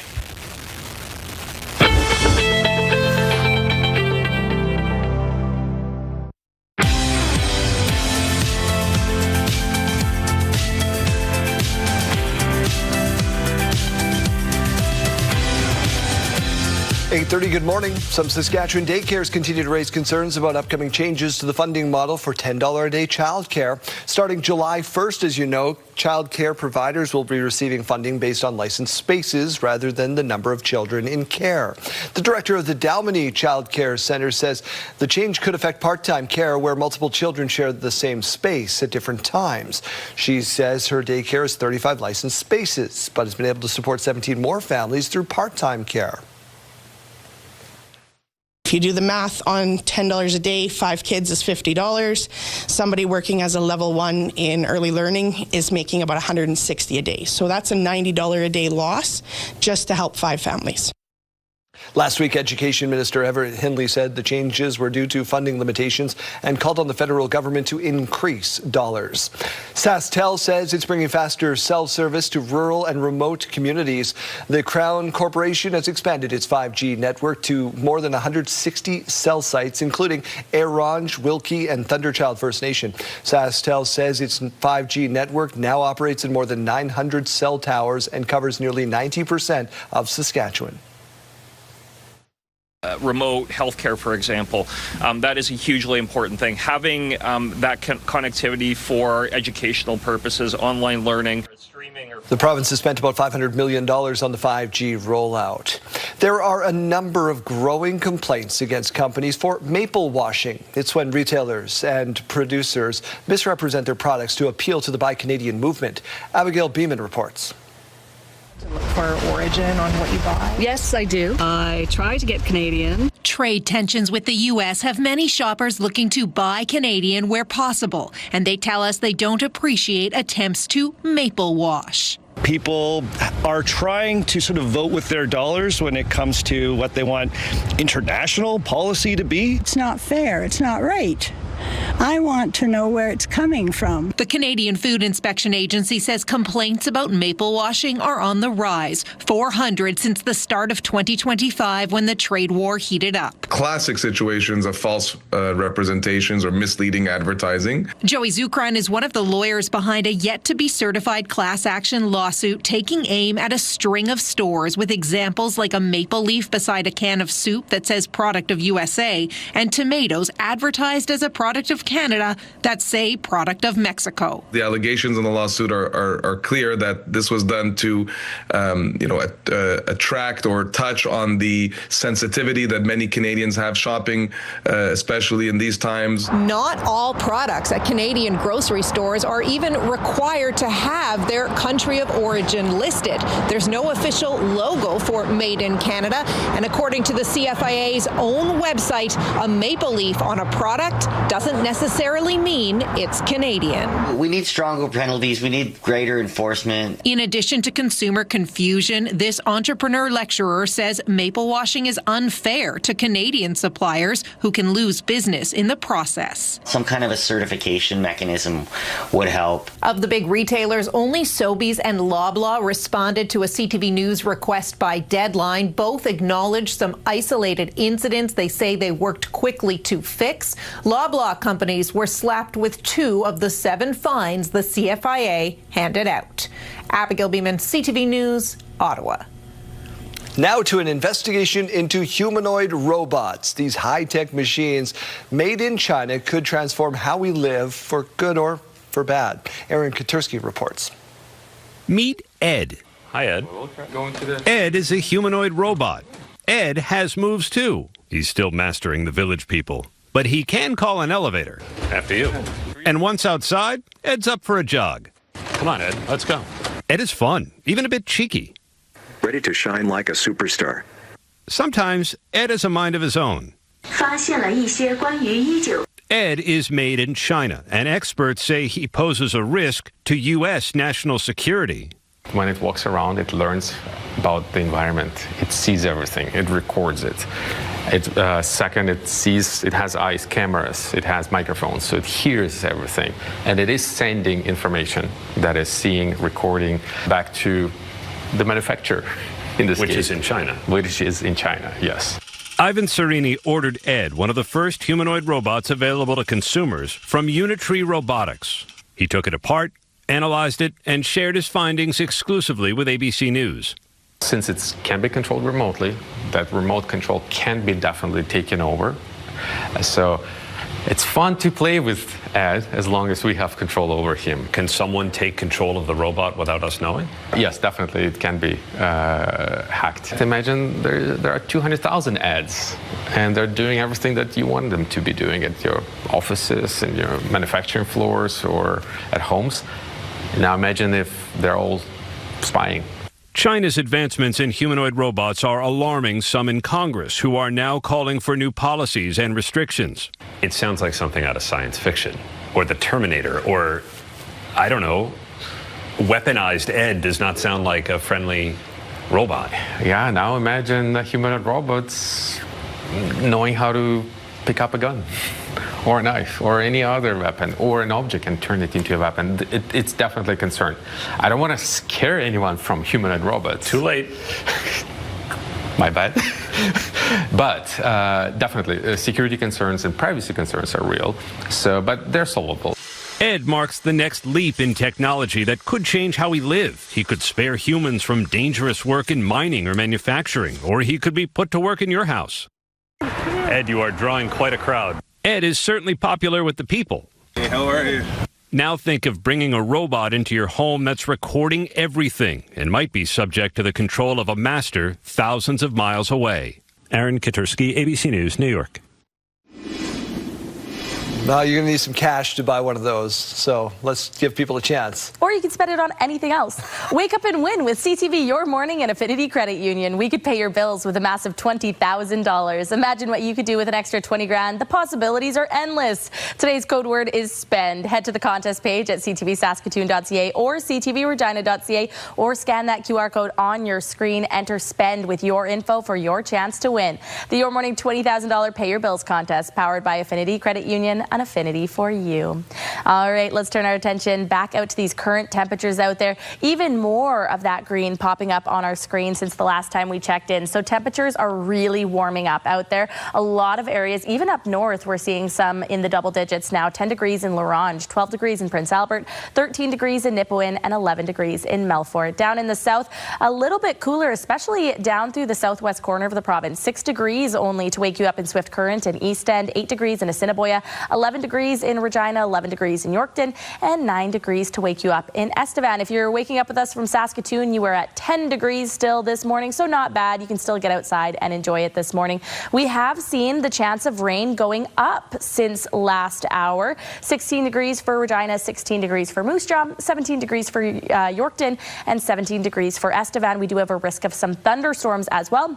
Now, we've been seeing the strongest risk over in Yorkton, a lower risk for Regina and Moose Jaw, but still it does exist, so just be aware of that. Currently out there, we're not seeing a lot of precipitation. It's just kind of wrapping around Swift Current into the afternoon, though. We do see more of that rain popping up on your screen, and it's not just exclusive to the south or the east, as we were talking about. It's going to be in the north, the central, and the southern zone. It's just very scattered.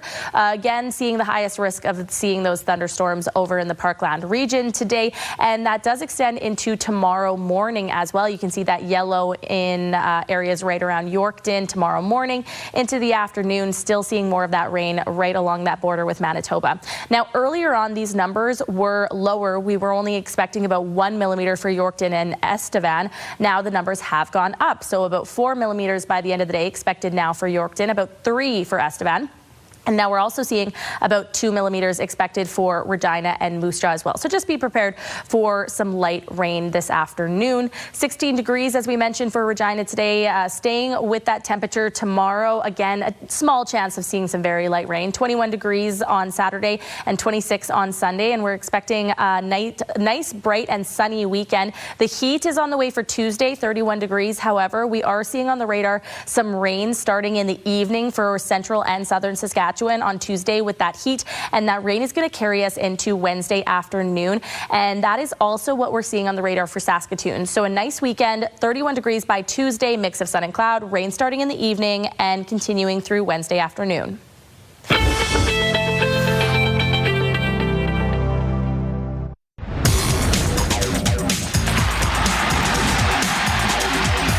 Let's look back at the fine season that it was in the Saskatchewan Junior Hockey League with the Commissioner, Kyle McIntyre. Thank you so much for spending a couple of minutes with us. We can start anywhere, but let's start with the big move from Notre Dame to Warman. Do you see it as a success? Well, I think they had a tremendous year, Daryl. The Wolverines really did a great job this year establishing relationships with the community of Warman and with minor hockey, and did a lot of outreach in the community. And I think you're going to see they're going to be a cornerstone of the SJHL for many years to come. They're off to a great start. What stood out to me about the season was the parity. It didn't seem like anybody was head and shoulders necessarily above anybody else. Yeah, it was really incredible. It really took us, we have 336 games. It took us to game 335 to determine final positioning. And so great for the fans, great for the commissioner, not very good for the health and welfare of our coaches. For fans, it's all about wins and losses, but you are a business. How is the bottom line across the league? You know what? It's very good. Our attendance this year was excellent. Regular season was about 780 to 790 fans. Playoffs were 1,200. That's where a lot of teams make their bread and butter. In terms of our social media followership, we have over 88,000 people following the SJHL on different platforms, 2.2 million visits to our website. And so part of that is our content team creates a lot of content about our players and about our teams and our communities. And so activation, engagement, and interest is very high right now. One of the main platforms for you as commissioner was to get players from Saskatchewan to stay here and play here. Is it going well?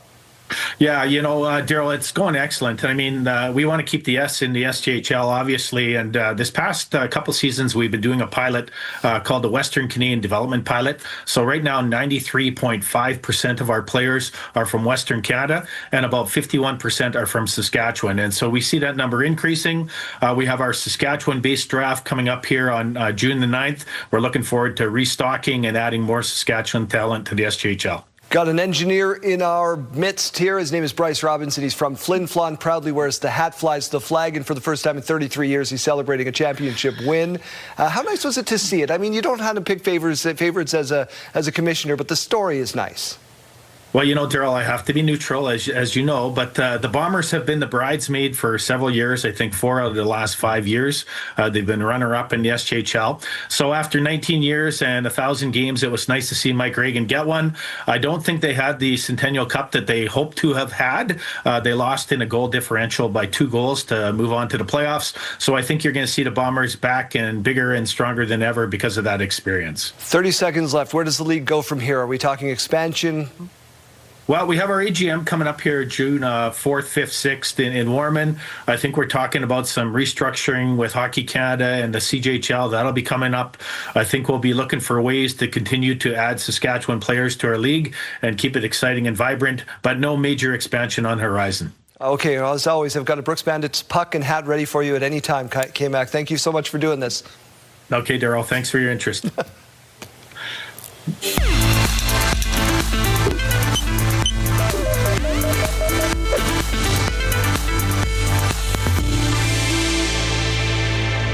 New guidance from the American Academy of Pediatrics is changing how we think about kids and screens.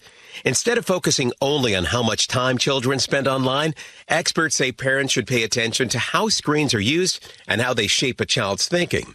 Low-quality content designed to keep kids clicking and scrolling is linked to poorer sleep, attention problems, and more emotional struggles. But when kids and parents engage with high-quality media together, watching or playing or discussing content, screens can support learning and connection rather than simply acting as a distraction. The report also warns that taking devices away altogether can backfire, increasing family conflict without solving the problem. Instead, it encourages clear boundaries like screen-free mealtimes and bedtimes to protect sleep, play, and real-world interaction. With this Medical Minute, I'm Dave Packer. Health Report, brought to you in part by SEIU West, Saskatchewan's first healthcare union. All right, let's head back out to Janelle Lipai one more time at a local estate sale. Good morning. We have made it to the backyard of this beautiful home. Tons of great items out here as well, and Paulette is back with me now. Paulette, we've been talking all morning about the impact. It's huge for these families. Not only do you guys do the work inside the home, you also look after things like the yards. We absolutely do. We will clean out the yard. We will clean out the garages, the sheds, and the house. So no matter what you need cleared in the home, we will take care of that. And as you can see, there's lots of great little items here for sale this coming weekend. There's not only this sale, but we have a sale out at Katepwa Lake this coming weekend as well, and another sale in Saskatoon as well, where Nick Fraser, who is the owner there, runs the Saskatoonan area with his manager Niall. So there's lots of different places you can go for an estate sale this weekend, or they're moving sales as well. So. All right. Well, 3 great opportunities then to get your hands on some awesome items. And rumor has it, a weather.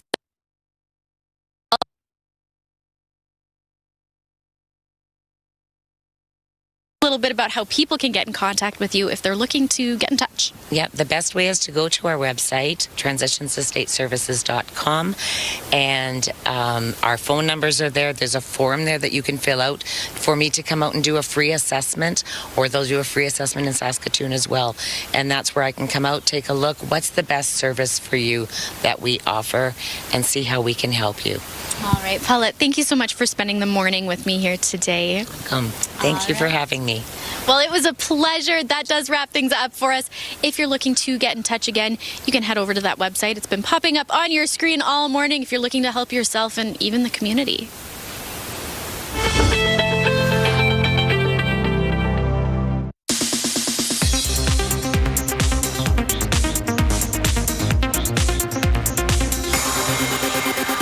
It's a 4-hour process for Cody Wilmot to get his favorite characters tattooed onto his arm. He says it hurts, but it's worth it. This is his first tattoo, and it means a lot to him because the 2 characters are from shows that he and his wife enjoy. Snorlax is just a Pokemon that I've always enjoyed growing up. And Luffy's a character of an anime I'm sure everyone knows, One Piece.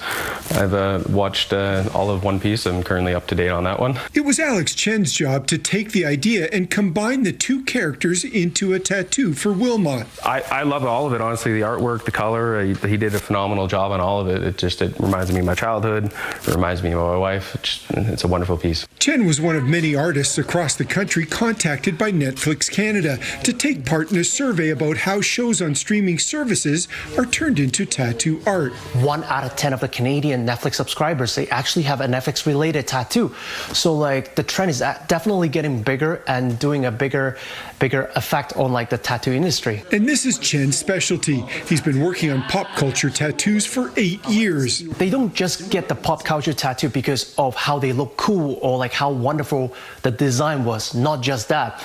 They actually came in because of how the characters reminds them who they really were at a certain point of life. Leah Anifuwushe sees many trends come and go, but says pop culture tattoos aren't going anywhere. I don't know if it'll ever really die out. Maybe it'll like shift to like different characters or different like medias maybe, but I think like pop culture has always like really moved people, so that's going to be something we're going to see for like years to come. Chen says some of his favorite characters to work with now are from K-pop Demon Hunters, because that's a show he and his 4-year-old daughter watch a lot.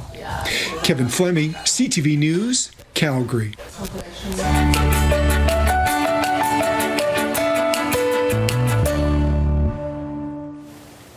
Well, there are apparently quite a few people who want to be rich in San Francisco. More than 2 weeks into a citywide hunt for buried treasure, the $10,000 prize remains hidden. And unlike last year, this year appears to be significantly more of a challenge. ABC's Danny New has the story. If you want to feel like Henry Winkler in Holes and get to open up a treasure chest, you may need to head to San Francisco. Solved it 2 years ago, but somebody got it before I got there. For the past 2 weeks, folks like Renette Hammer here have been hunting for a buried treasure in the city, just like last year. However, that treasure was found within 11 hours, so I guess organizers stepped it up this time. They posted to buriedtreasuresf.com saying, quote, "We buried a $10,000 treasure chest that weighs more than 150 pounds, is buried a foot deep, and is somewhere within 7 miles of City Hall." Also, they left this poem as a clue. I don't think it's at this park. You think it's at another? I know where it is. A nearby one? It's not nearby. How far? 7 miles. Still doesn't really feel real. Now, about 2 years ago, I introduced you to a family in Utah that won a different annual treasure hunt, this one for $25,000. I'm going to finish my degree, go back to school shopping today. That'll be the first thing we spend it on. Like San Francisco's, the Utah treasure hunt also features hints from poetry, but the organizers do not stay anonymous. Back in 2024, they talked to me about how hard it is to organize something so mysterious. The poems take a couple months just to write. We're trying to fool 40,000 people who have access to the internet and AI. Meanwhile, though, in the Bay Area, apparently too many people are being fooled. 5 steps into the park and you can see right here somebody has been digging. Because as ABC reporter J.R. Stone shows us now, all these holes are being spotted in the city's parks. In fact, the organizers posted on Reddit saying they received an email from Parks and Recreation about, quote, significant irrigation system and plant damage. So maybe just an 11-hour treasure hunt was a good thing. And there are beautiful flowers here, so who would want to destroy a park? But for 10 grand. Meanwhile, according to the Utah Treasure Hunt website, its annual 25 grand hunt begins in just a few weeks, May 30th at 12 p.m. Mountain Time. But everyone just maybe consider filling your holes in this one. In New York, for ABC News, I'm Danny New. Oh, this would be so fun. So I actually do have a friend who lives in San Francisco on a boat in the harbor there. A low-key pirate. I think I'm going to send him a message and just say, hey, can you go find me some buried treasure? If you're not doing anything today. Yeah, if you're bored, just like on the boat. Leave the wharf just for a minute and a half. Okay, time for Sidebar.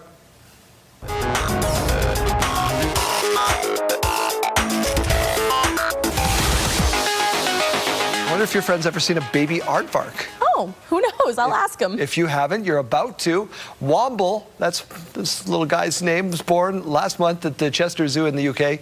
It's just the second aardvark born at the zoo in its 94-year history. Aardvarks are nocturnal, which means late nights for zookeepers who are pitching in to care for Womble.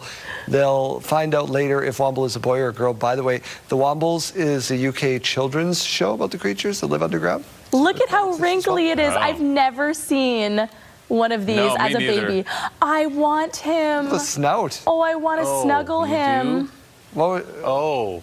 You don't think that's the cutest thing you've ever seen, Jeremy? You go to Kayleen's house and there's Womble just... Yes, sorry. That litter box is for the Womble. Cute, but I don't know about snuggly cuddly. Oh, I want him. I almost started crying seeing him. Not with that attitude, Jeremy. In the words of Janelle Lepai, I feel very maternal towards that animal. She's out of her mind. What about what you would do if you found this in your lettuce? Only you got a pet frog for $1.99. $1.99, good deal. You get a frog with your bag of lettuce. This is a man from Australia sharing this. Name for the frog is Greg. Then he released it. But do you eat the lettuce is the question? No, you don't eat that lettuce. Nah, you don't know what that frog's done with it. You don't, like, what if... I think you have a pretty good idea what that frog has done in that bag. Yeah. You think the lettuce is croaked? Okay, that's a good one. I like that one. But I would throw away the lettuce. I would release the frog, to be clear. Release the Kraken. Release the frog. Time out. We're back in about 20 hours. We'll see you then.